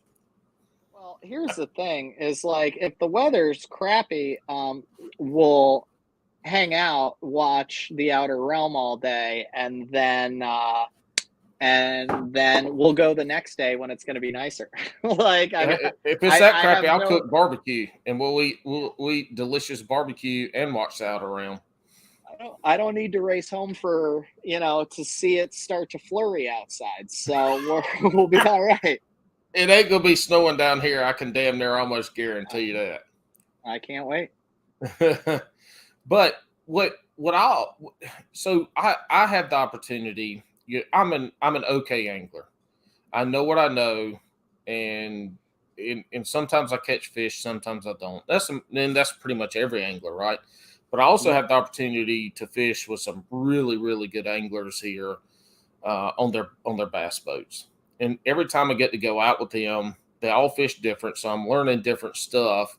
And it's funny to me how I will fish with one guy and we'll go to this point, this area, and the another guy that I fish will go to the same point, the same area, and they'll fish it two totally different ways, and they'll both catch fish. And then some days one will catch fish and one won't. And so having the opportunity to go out with different people, and this goes to folks that want to go out and learn how to fish and learn how to be a better angler, you make these connections and pay for drinks, pay for ice, pay for gas, pay for that stuff and go out there, because that's an invaluable experience, because you're going to learn something from all these people. And especially if you're in a kayak and you want to learn a lake better, you want to get out there and do some different fishing, moving offshore. That's the big thing with kayak folks, because a lot of kayak folks come from the bank to the kayak, but they're still fishing on the bank. They're just throwing at it from a different angle. Yeah. Being able to get out. And that's one of the reasons, I've wanted you to come down here and fish. And one of the reasons why Matt and I fished a good bit earlier in the spring was it's these connections that I make. I want to fish with other people to learn and to see how you do something. And you bring a northern aspect down here to these lakes that might be completely different than anything we've done around here. And that shit might be, it might be a difference maker. Yeah. I mean, if anything, it should just give us a little more experience to piece together a future puzzle quicker later, Yep. I mean, that's the biggest thing. It's the same thing as being able to go and sit and shoot the shit with 4 other professional anglers that you're just there to film, but be able to soak up that knowledge. Yeah, for sure. Well, is there anything else in this fall period, or even leading into when you said at one point those fish, they're there for 5 or 6 weeks, and when they're done, they're done. Like, when do you know they're done? When do you know it's time to pack the boat up and go steelhead fishing, or it's time to come off and throw your Ned rigs and blade baits? Normally it's pretty water temp dependent. I mean, and maybe it's not so much water temp dependent as it is length of days, but the two seem to go relatively hand in hand. When we get that water temp down to 48, I mean, it's freaking cold and the days are short up here. I mean, usually that that's telling me a lot. I mean, a lot of these fish are like as shallow as can be. And then all of a sudden, they're not there. They're not on these shallow points anymore. They're not in these warmer coves anymore. They're not in those places where where we were catching them, and it's usually because the bait is just gone. The bait has either gone all the way up these creeks and rivers and places we can't get boats any further, or on the other bodies of water that don't have these feeder creeks, the bait will go out to nothingness, to roaming in deep water. And that's when that blade bait bite, and that football jig bite really come alive. The fish have gone to where they are going to winter. And that's usually when my lithium batteries say it's 20 something with the wind chill at night. So we don't want to be in the boat anymore. And I take them out of the boat. I park the boat for the year and I go steelhead fishing. Like, I don't care. I don't get cold. Like, I used to teach skiing and snowboarding in Vermont. Like, my ears don't get cold. My hands don't get cold. I don't fish in gloves ever. I don't have to do, like, I used to teach skiing in Vermont without wearing gloves. I don't know. My hands don't get cold. My boat equipment doesn't want to work. And I don't, and I don't have a garage. So, like, I have to button that baby up before it gets really like too cold to button her up for the year. Like, so, you know, like, you're out there with a hair dryer trying to pull that button just another inch to smash it in. You know, so, like, I store it with the cover on, and then I usually bubble wrap the whole thing. Like, I get it shrink wrapped, and then I park it under a 20 by 10, you know, canopy, and then I put tarps on the sides so that snow can't, like, blow onto the boat too. And so, like, I button her up, and I don't want to be doing that, you know, when it's below freezing outside, even if it's just one of those cold days. Like, I don't want to do it. So she's always put away by like November, or by like the first or second week in November.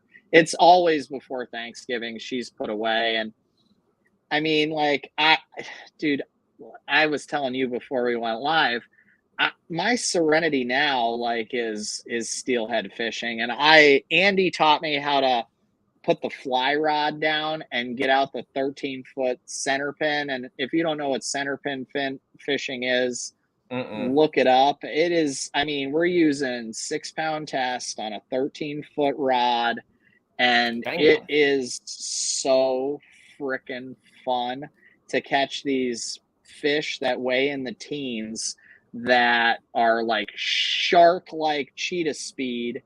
And we're using this, like, they cheat us. Shark like cheetah. They're like Chester cheetah, man. They cheetah shaman. And I love it. And so, I mean, like, I get the bug to do it, and I can't help it. And so I've never stuck around to put my equipment through that. But I have friends that they will fish. I mean, I know Scott, who's one of my best friends. He owns Lakeside Outfitters on Oneida Lake. And I know Scott has fished on many a New Year's Day. And I've fished many a New Year's Day, but not from my bass boat. I'm usually standing in waders in the creek, and Scott's out there just ripping jerk baits till he can't do it anymore. Like, I like the A-rig in the fall. Like, Scott's throwing the crap out of Megabass 110s, dude. Like, that's his thing. And he is going to catch the snot out of them until the very last day that somebody can back the boat down the ramp. So how many times a week, after you put your boat up and you button her up, how many times a week do you go outside and you stand in the freezing cold and stare at her. Smoking the cigarette and stare at your boat and be like, oh my God, I've got like 88 more days. To be honest, like and this is like, I might go too in depth here. I love the 365-day calendar year of fishing. I don't have to be in the boat. I love the tackle prep and organization and all the things I do inside in the winter. And then I almost dread starting the year because it's always a shit show for me to begin it. Because there are so many guys who have warmer weather that can kind of like ease into fishing. And I always start I have fished my first day in the boat of the year. I've driven 4 hours south to fish BFLs as my very first day. I'm not even talking like I didn't even go and practice. Like I'll just show up and fish a BFL against 110 or 150 other boats. And I didn't even practice. Like I just show up. That's my first day of fishing. It's fishing the dirt. And like, it's often an April shit show for me. And I mean, I've gone in March before, but either way, it's a friggin' shit show. And so I don't really look forward to that. I love my organization time in the winter. And then, so like this year, when I go fish that first open, I'll go like 2 or 3 weeks ahead of time to get all the shittiness out of the way. But then, get all the boat kinks out the boat. Just out of my mind, like I don't organize tackle the same way every year in the boat. I don't put everything in the same place every year. So like, it takes me 3 or 4 or 5 days before like I kind of fall back into that, don't even look to grab something kind of a mode. So like it takes me those first few days to get into that mode again. And I look forward to, or I don't really look forward to having to relearn that skill every year, like have that motor skill of just reaching for your pliers, reaching for your jerkbait box, reaching for your terminal tackle box. Like I don't look forward to rebuilding that every year. I wish that was just automatic, but I don't think it ever will be with me because I'm so OCD. I put so much crap in the boat that like, I never start the year out in a very simplistic fashion. And so it takes me some time to get into the groove. I don't really like that. And then by the end of the year, because I am so OCD and like I'm up late talking to you guys, all year long, by the time bass fishing as a competitive thing and as a business thing, by the time that kind of fades out and it's time to go steelhead fishing again, I'm ready for that to happen. And so I look forward to the whole calendar year. I don't kind of like wish the next thing would come sooner. I'm never there. I'm always like in the moment. And I just kind of like, I just enjoy what I'm doing every day until the next thing comes, And see, that's a difference in perspective. I'm down here in North Carolina. Nothing nice is over. I fish 365 days a year. I'm fishing in December, January, February, 18 degrees, 15 degrees. I still go out there. The fishing's a lot tougher. It's a lot slower. But I bass fish year round.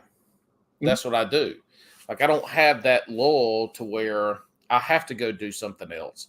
So my perspective is exactly what I just said to you. I'd be out there looking, if I moved up to where you are next year, put the boat up in November, I'd be out there every day being like, oh, fuck, I want to go fish.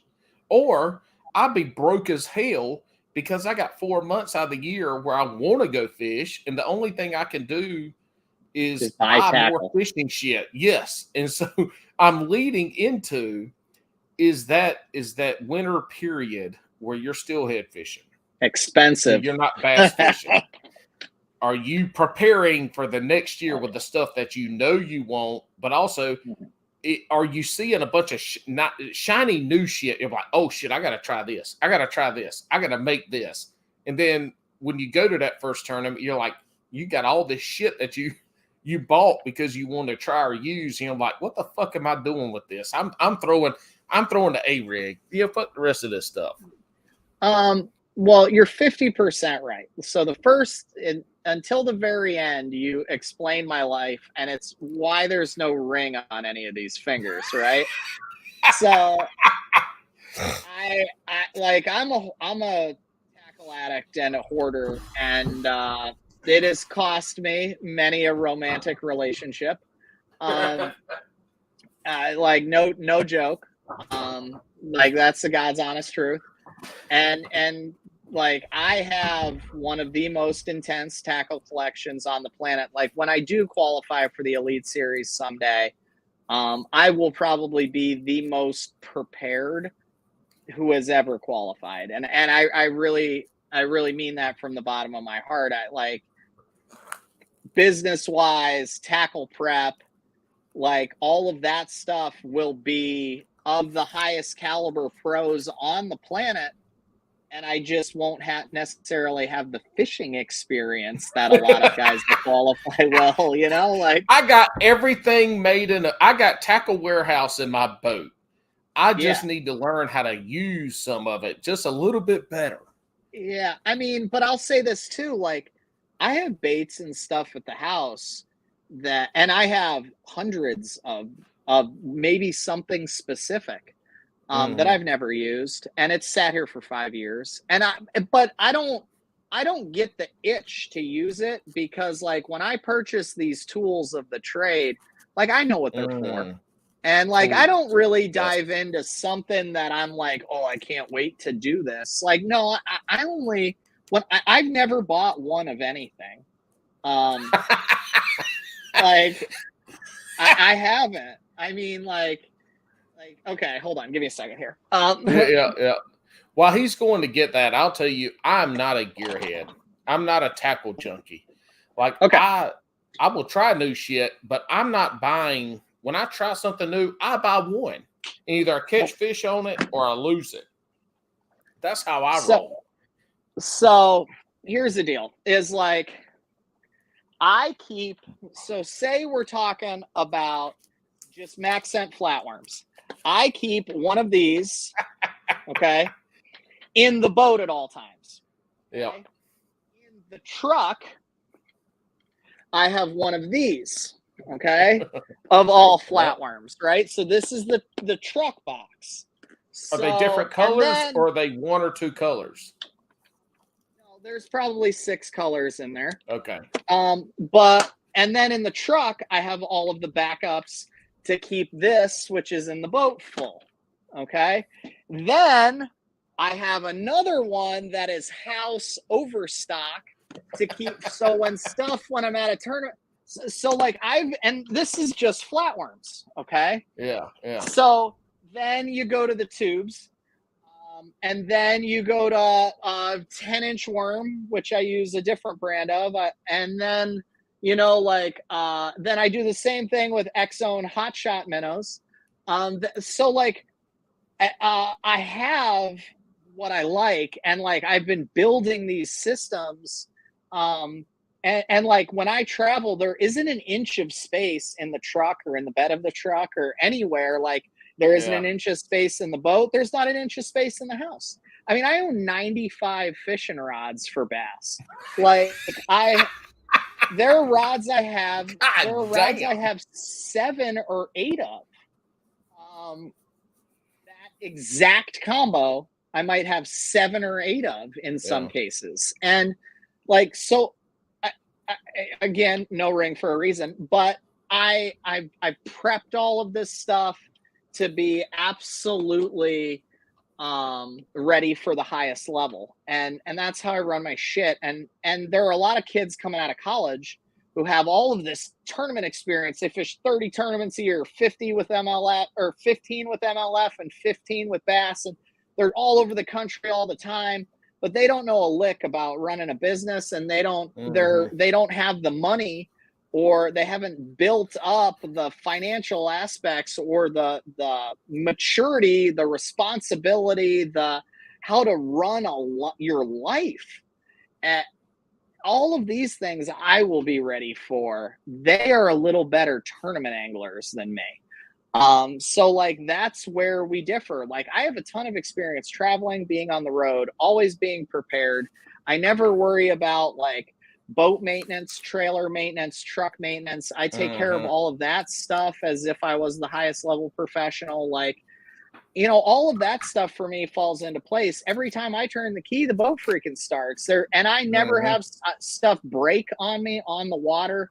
Like I break it all myself in the driveway, taking it apart and putting it back together all the time because dude, I've taken every screw out of that Phoenix. I swear to God, every single thing has come off and been Yeah. put back on because I need to know how it all works and I need to Right. know how to replace things and I do it all before it breaks. And I do that all the time. I mean, my Tundra has never broken down and has 225,000 miles on it. Never broken down Oof. once.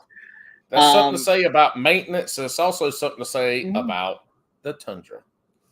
It is, but like, a lot of it is just, I've had the fan belt changed, the spark plugs replaced. Like I do stuff at the right times before things Mm-hmm. break. And so, but like, imagine being a 25-year-old kid if nobody's taught you about, wheel bearings on your stinking trailer. Like, you can just be going down the road one day and then all of a sudden you get a speed wobble out of one of the tires and it blows up and you're like, oh, I blew my tire. And you really don't know it's because you blew the bearings out 50 miles ago and they got so stinking hot that all of a sudden it just started wobbling like crazy when it all heated up. And now you're like, I don't even know how I'm going to get to the tournament. Like, I don't Mm-hmm. have that kind of stuff. So, like, I never have to worry about those kind of stresses when I'm on the road. I just got to find fish and catch them. And that's why I've tried to build up my business the way that I build it. And so all I have to do is worry about fishing. Like fishing may come a little easier to a Logan Parks or a Jake Maddox or a Cole Sands or some of the other guys who are in their mid 20s who are crushing it at the opens. But like when I can fish more than 3 major tournaments in a season, I'm going to be a huge force to be reckoned with because I have nothing else to worry about other than fishing. Like I never have an unexpected thing ruin my season. Because it only takes something this big to ruin your chances at qualifying Mm-hmm. for the elites. And I have a lot less chance of having one of those major mechanical malfunctions keep me out of that 1 year that I am kicking ass. Like I have prepped a lot of other things and taken a lot of other things into an account that a lot of those guys just haven't progressed to understanding how to manage.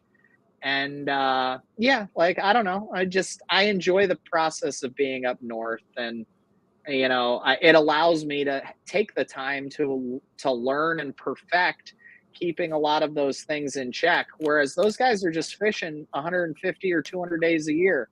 I don't get that many days in it. I don't get nearly the percentage of days on the water Yeah. that they do, but I'm crushing it in a lot of other areas. So there's 3 points that I'll make. The Yeah. first one is you hear a lot here the last couple years about the northern anglers dominating the trails. And why Yeah. is that? And you hear a lot of them say, well, it's because the fisheries we have a wide array of we have grass lakes, we have structure lakes, Yep. we've got all these different types of lakes up here that we can fish. We learn how to fish. It's just not grass, just not structure, just not natural lakes. Yep. The other thing about that is you mentioned earlier about time on the water and how everybody says time on the water make you a better angler. Well, time on the water doesn't help you with what you just talked about the last 5 minutes with tackle prep and with Yeah. understanding your equipment and your boat and how to keep your ship maintained. Like those are things that you still get those time on the water stockpiling the lures. Time on the Yeah. So water, your boat sounds weird. I need to get this checked out. Or it's, time for an oil change and this shit. So there's that part of it too, where it's not just time on the water. Everybody says time on the water. There's a lot of things that time on the water help you prepare on that have nothing to do with fishing. So Well, you here's the get other all thing that built too. in. And here's the other thing too is we talked earlier about these advances in technology, right? How they are helping anglers get better faster. Well, the other thing that has come with technology increases in our day and age is the sharing of knowledge, right? Yeah. Being able to do a lot of research. Well, I have no Yeah. Oh. choice for 5 months of the year Mm-hmm. than to stare at computer screens, whether it be Mm-hmm. map study, whether it be reading about or watching YouTube or whatever platform you're looking for information on. But I have no choice other than to learn about the places that I can't be at right now because I am snowed in. I could not tow my boat out of Pennsylvania probably 3 months out of the year. There's probably 75 or 90 days where I couldn't even really leave if I wanted to. Like just like towing out of Montrose, just the 15 miles to 81 or to Interstate 81 are kind of scary. And I mean, like they're like you'd have to choose the day of the week you were leaving. You couldn't be like, I have to leave on this day. You're like watching the 10-day forecast going, okay, it's going to be sunny 3 days in a row. It's not going to snow. Hopefully, if I leave at 2 p.m, the warmest time of the day, like I should be able to go down this hill on that day safely. Like I don't know how Gussie and the Johnstons do it. They leave like in January from Canada. I'm like, you guys are crazy. Like, but yeah, but like time on the water, Joe. Yeah, time on the water. Well, I'm just saying, like it allows me. I guess it's a joke. It's a joke. Time on the water. Right. I can drive down to Florida in January from Canada. Yeah, I guess to get it, but like, the point I'm trying to make is like, I'm stuck doing research. I'm stuck here. Mm-hmm. So like, now with us being able to share information so well, I can learn about Sharon Harris from the comfort of Montrose, Pennsylvania, all January before I get there in April. Yeah, and not only that, now you're not looking at a paper map, you're looking at maps, contour maps that are as good as they have ever been. Mm-hmm. And so you can come down here and spend 2 days practicing on a lake like Sharon Harris or Jordan, and you can already have all the places that the fish should be, and you spend and this is another time on the water ain't just fishing. Mm-hmm. You hear a lot of these pro anglers talk about how much time they spend just riding around, graphing, mm-hmm. marking everything. They're not even fishing. They're burning fuel, mm-hmm. riding around, looking at areas, looking for fish, and they break it down to where they break the lake down, not in the thirds, and everybody talks about breaking the lake down in the third. I think that's a weekend thing, or if you're going to fish a quick little tournament on a BFL or whatever that you never be in. But they're breaking the lake down, not in the thirds, but into 16ths and 30-seconds. Like they have places that they can go to, and they're able to go practice and take 2 days and fish a little bit, but really scan and find those areas where the fish are supposed to be, but they're not here. Oh, wait, they're the next point over. So the time on the water isn't just about fishing. It's everything. Mm-hmm. I think the last little part of this conversation has encompassed that of what you've been saying. It's the tackle prep. It's building up that tackle storage, not going to a tournament and having 1 pack of flatworms and I don't know, fucking Tennessee shad or whatever, and you run out, I'm like, well, shit, I got to go find more of those. Well, hell, we know this. You ain't finding no flatworms hardly nowhere. Now you come down to North Carolina, I got flatworms for days. Yeah. I mean, we do. You need it, we got it. I can get you flatworms down here. But just in general, it's the tackle storage. It is having your boat and all your shit together. Yep. It's knowing the lake. It's scanning the lake and finding the areas. The fishing part really doesn't happen until tournament day. And And I think more than ever now, we're seeing this surgence of anglers that are very well-rounded, right? So you're seeing Yes. Justin Lucas, Jacob Yes. Wheeler, Brandon Polinick. There's no longer the Paul Elias, Neil and Reel, Larry Fritz, or Larry Nixon, David Fritz, like guys that are Denny Brower, who specifically was like a pitcher Cranking, flipper. jigs. You're not seeing those guys who do that one thing so good. You're not seeing them dominate anymore. We're seeing these tournaments all-around.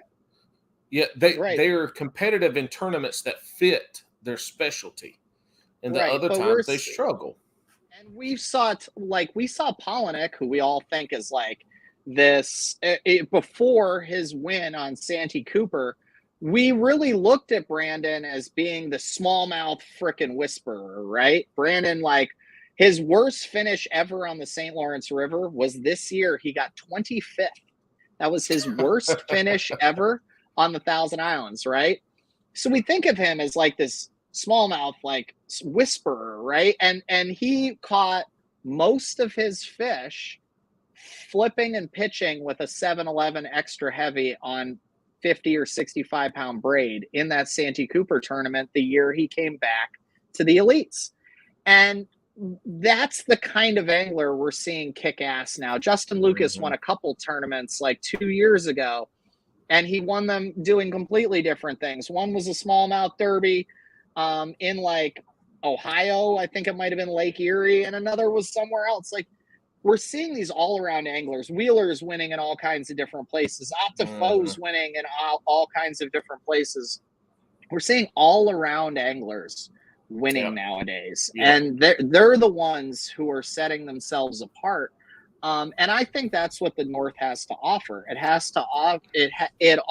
It forces us as anglers to become very well-rounded at all aspects of fishing, not just being in the boat, making decisions in real time. We have to get good at the prep and everything else. And that's why we're seeing this push amongst, Northern anglers become very successful very quickly. The Austin Felixes, Caleb Kupals, stuff like that. Let's don't forget our buddy Bailey Egbert, who's been tearing the Hobie up, and most of his good tournaments came down in the South. But don't forget the other catalyst of why Northern anglers are becoming so good is that they have 4 to 6 months out of the year to start a podcast and invite all these other anglers on and talk to them and get information and tips and tricks. And they just give it up freely because they're on a podcast. And so when they come down south, like, how did you beat me?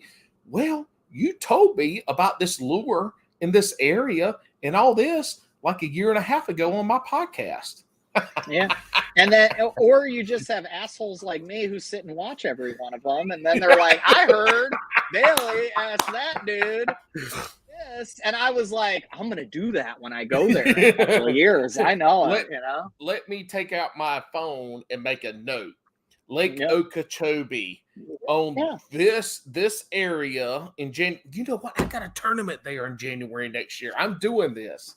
Yeah. How did you win? How did you know what to do? Well, listen to Serious Angler. And, but it is. But it goes back to what you said. Not picking fun anymore. It goes back to what you said about the information age. Information is readily available at a few keystrokes. You can go down there and you can join a message board or a Facebook group at a lake in Georgia or Florida that you're going to fish a tournament on, and you can search and you can find what people did there last year. YouTube was one of the greatest catalysts of fishing ever, because it doesn't take a genius to watch somebody, even in a kayak. You're going to fish, let's say Jordan, you're going to fish Jordan in a tournament, and you go and you find some YouTube videos of somebody fishing Jordan, and they show a ramp in the background, or they say what creek they're fishing in. Well, shit. I mean, that's it.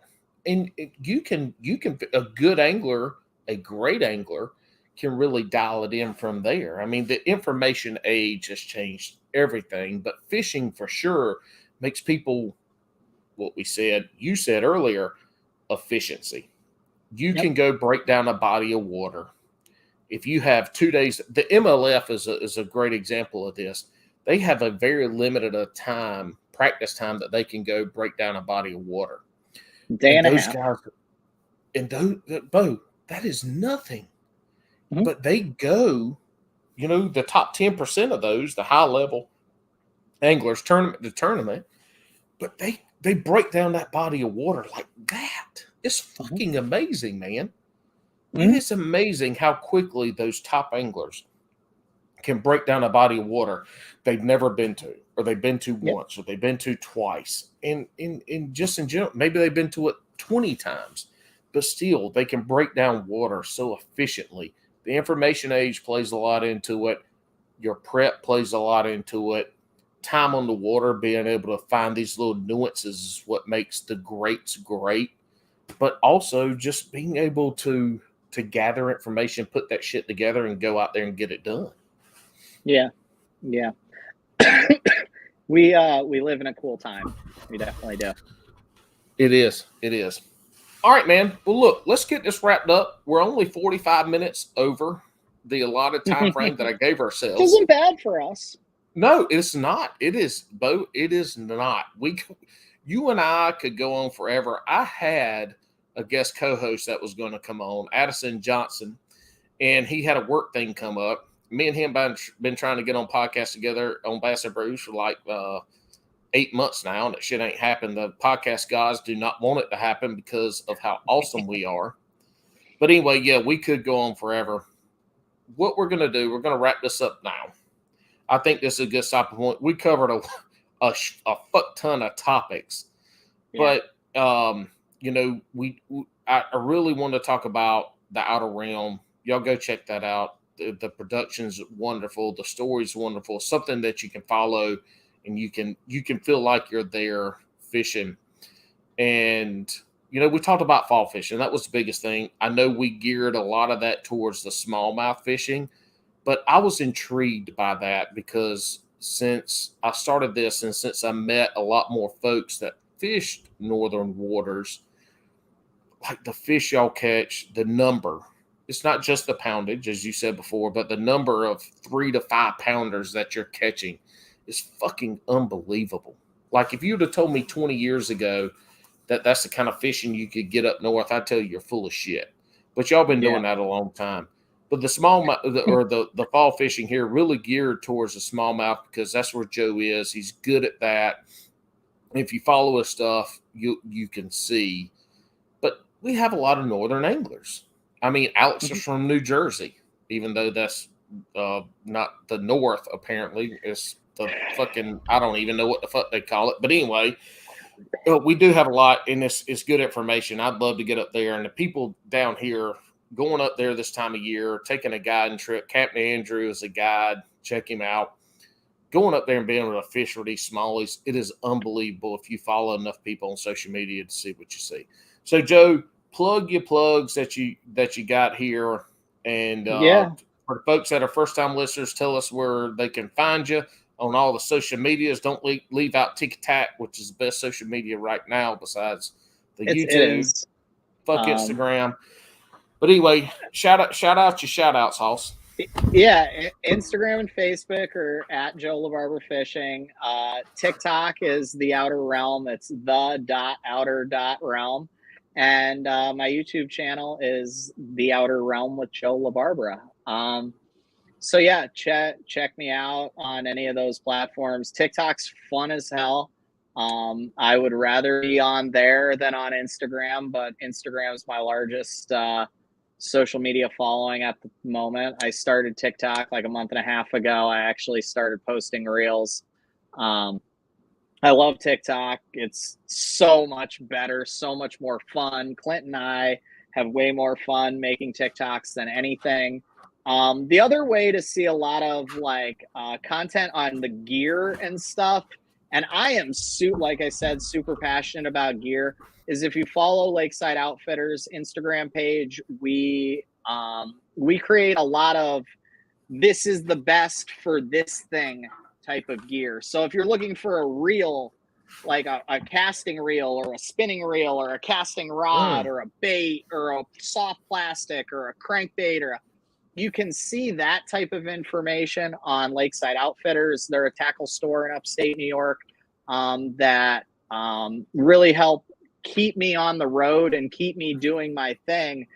Myself and the owner, Scott, and some of Scott's employees like Josh and Sean, and we create a lot of content that is less than a minute long, where we're like, hey, this is the best bang for your buck to do this thing, or that is the best for doing this specific act in fishing. So you can catch a lot of that content on their Instagram page. It's a lot different than the content that I produce on mine.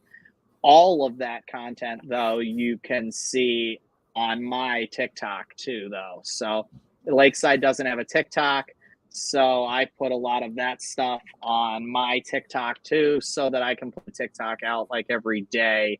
And there is like a collection of all types of different type of content there. So that's pretty cool. The Outer Realm will have a really cool A-rig video coming out. We shot it 2 weeks ago. Clint and I just haven't really put together the storyboard for it yet. We've been doing a lot of other things like making TikToks and making stuff for Instagram. But fucking TikTok. But it's done, and it was awesome because it was a multi-species effort on the A-rig, which is really cool. It's not just the largest smallmouth bass I've ever caught on Oneida. It is also a bunch of walleye, and it was really neat. We really found those fish biting on. They were eating the crap out of shad. We found them. It was a little bit of a struggle. Like the first couple spots we went to weren't really firing, and then all of a sudden we found the mother lode and we leaned on them so freaking hard, and it's going to make another really awesome 15-minute video like the smallmouth story is. But in the meantime too, we'll probably put out more 4 and 5 minute just really cool videos as well.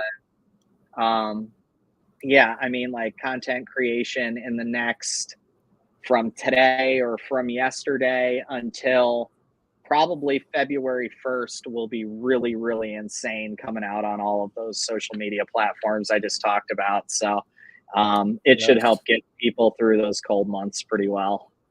Nice. And don't forget Alpha Angler rods. We talked about this on a podcast before. I bought their cranking stick, and we went into how they make their stuff. I think it was the second episode that you did. I don't remember where the fuck it was. If y'all want to go find it, just go search Joe, as I used to call him, in at least the first 2 episodes before I learned it was different, Joe Labarbera. Yeah. And he never corrected me. But anyway, go look for that, because we talk about Alpha Angler rods, how they're made and what they're doing there, and it's really neat. I got the cranking stick. I'm hopefully going to invest in a couple more here early next year. But Joe, don't forget them. Well, yeah. So I run social media for them, and I manage the pro staff for them as well. And I mean, Brandon won AOI on the Bassmasters, and he's an alpha angler. Sookup for a while was John Sookup Fishing, who is the owner of the Bass Tank. He's one of our sponsored pro anglers as well. John, I think, is sitting in second behind Keith Poche with 2 events left in the opens, Lake Hartwell and Lake Sam Rayburn down in Texas. So we may be able to win AOI in both the Bassmaster Elite Series and the Bassmaster Opens. We love John, and we have the most faith that he's going to get it done as well. But Alpha, they were my first ever sponsor.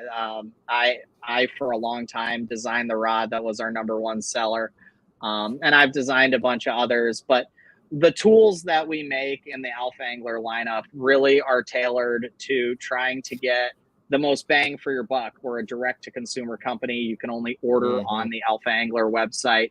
And I don't use just Alpha Angler rods, and neither does Brandon. Like when Brandon throws a 9-inch glide bait, Alpha doesn't make a 9-inch glide bait rod. So we both have a different rod that we use. When I'm throwing a really, really heavy A-rig, like deeper, like 10 feet or more, I don't throw it on an Alpha Angler rod because we don't make a rod that can handle that. So Brandon uses the Roman-made Mother rod when he throws a Roman-made Mother. I use a Levante Leviathan, or I use a Leviathan rods Omega, or I use the Megabass Levante Leviathan. Like, we do mix it up because Alpha Angler makes a very specific lineup of tools that I guarantee is the best rod you ever grab to do that thing. But we don't make every tool. We only make like 15 or 16 rods or something. So if we don't dabble in things we're not great at, but what we do make, we make in my opinion, the absolute best of. Gary Loomis, G. Loomis, his son makes 80% of our blanks. Brad makes 80% of the rod blanks that we use. And you know, if you're a G. Loomis fan and don't like spending $600, like, come over to the dark side and join the Alpha Army.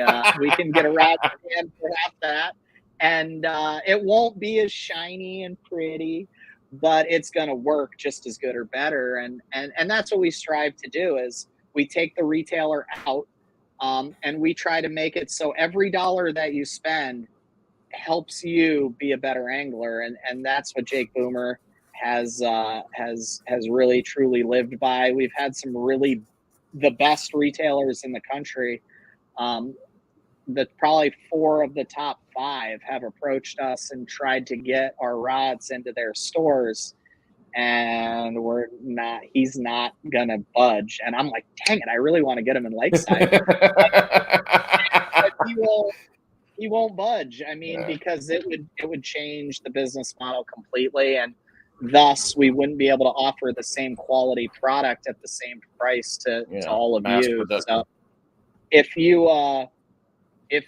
you're like I was, and you are trying to get the most bang for your buck, and you like to spend a lot of money on a lot of different things, not just one specific rod, this might be for you. And I promise you, they're the most balanced, most sensitive rods you'll ever grab. I really truly mean that. And you know, they gave me my start. I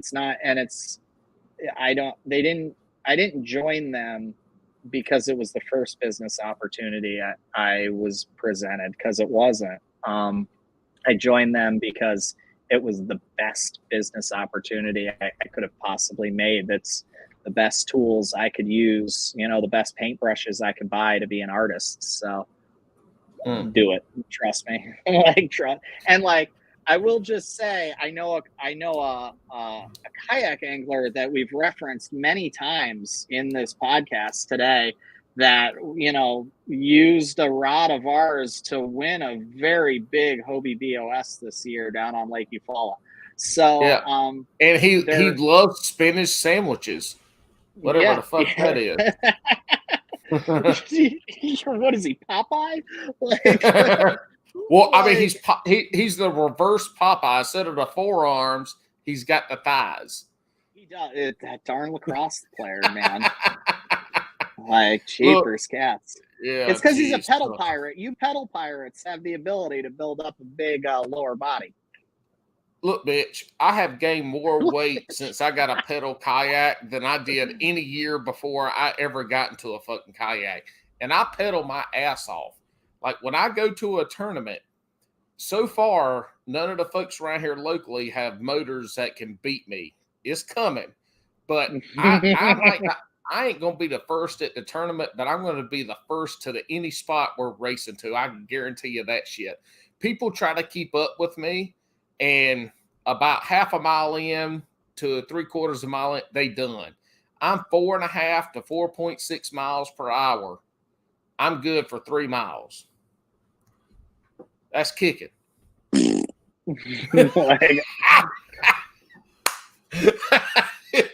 Look, I'm gonna do 73 till I run out of gas, bro. You know what? You know what? You got more money than I do. But here's the other thing: is there are some days where I have 2 hours to go fish. I love my kayak. That's what I do. That is the vessel that allows me to get out and to compete fishing.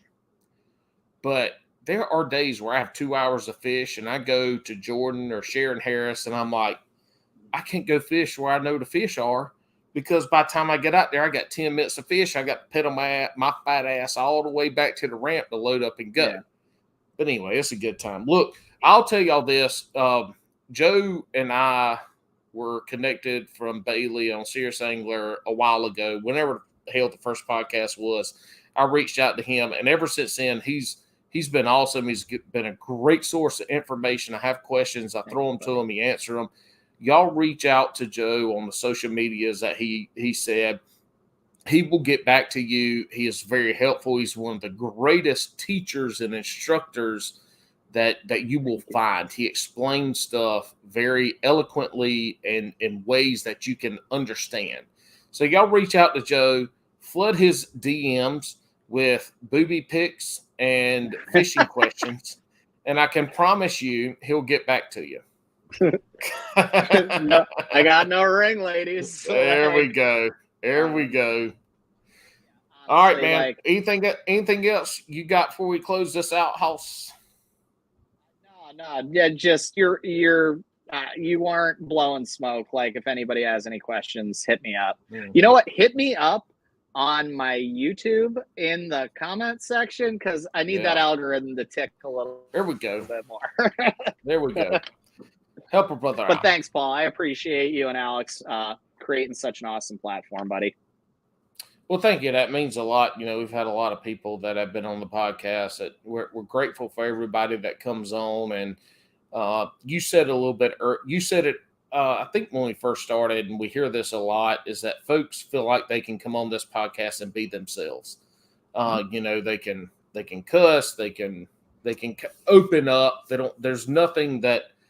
There's no persona that they have to perpetuate that isn't them. And when I came on, Alex and I, it took us a few episodes to realize that platform that we gave folks. And we're happy to give that. Y'all, we have folks that have been on this podcast. I'm here doing this right now while Alex is gone, because I reached out to him and said, hey, man, I would like to be on your podcast. And we've had folks that have been on this podcast who reached out through the social medias and said, I want to be on your podcast. And we there's nobody too small in this social media world that we won't have on. So if you want to be on, shoot Alex, Bass and Brews, me. Shoot me right now, Bass and Brews. It might take me a while to get back to you. But shoot us if you want to come on the podcast. We love to have interesting people come on. Doesn't matter your followers, your subscribers, none of that shit. We want to have fun, interesting people to come on to talk shit, talk fishing, and pretend we're sitting around a campfire, drinking a beverage, and having a good time. Looky here. This is Bass and Brews Podcast. Y'all go check out Hookset Hoodlums. I'm pretty sure their fall line has dropped. If not, it's coming. The winter line is probably coming too. Great apparel. Check them out. This is Bass and Brews. Thanks for listening. If you stayed this long, go follow Joe Labarbera. I'm the Jabba Hammer. Hell. Peace.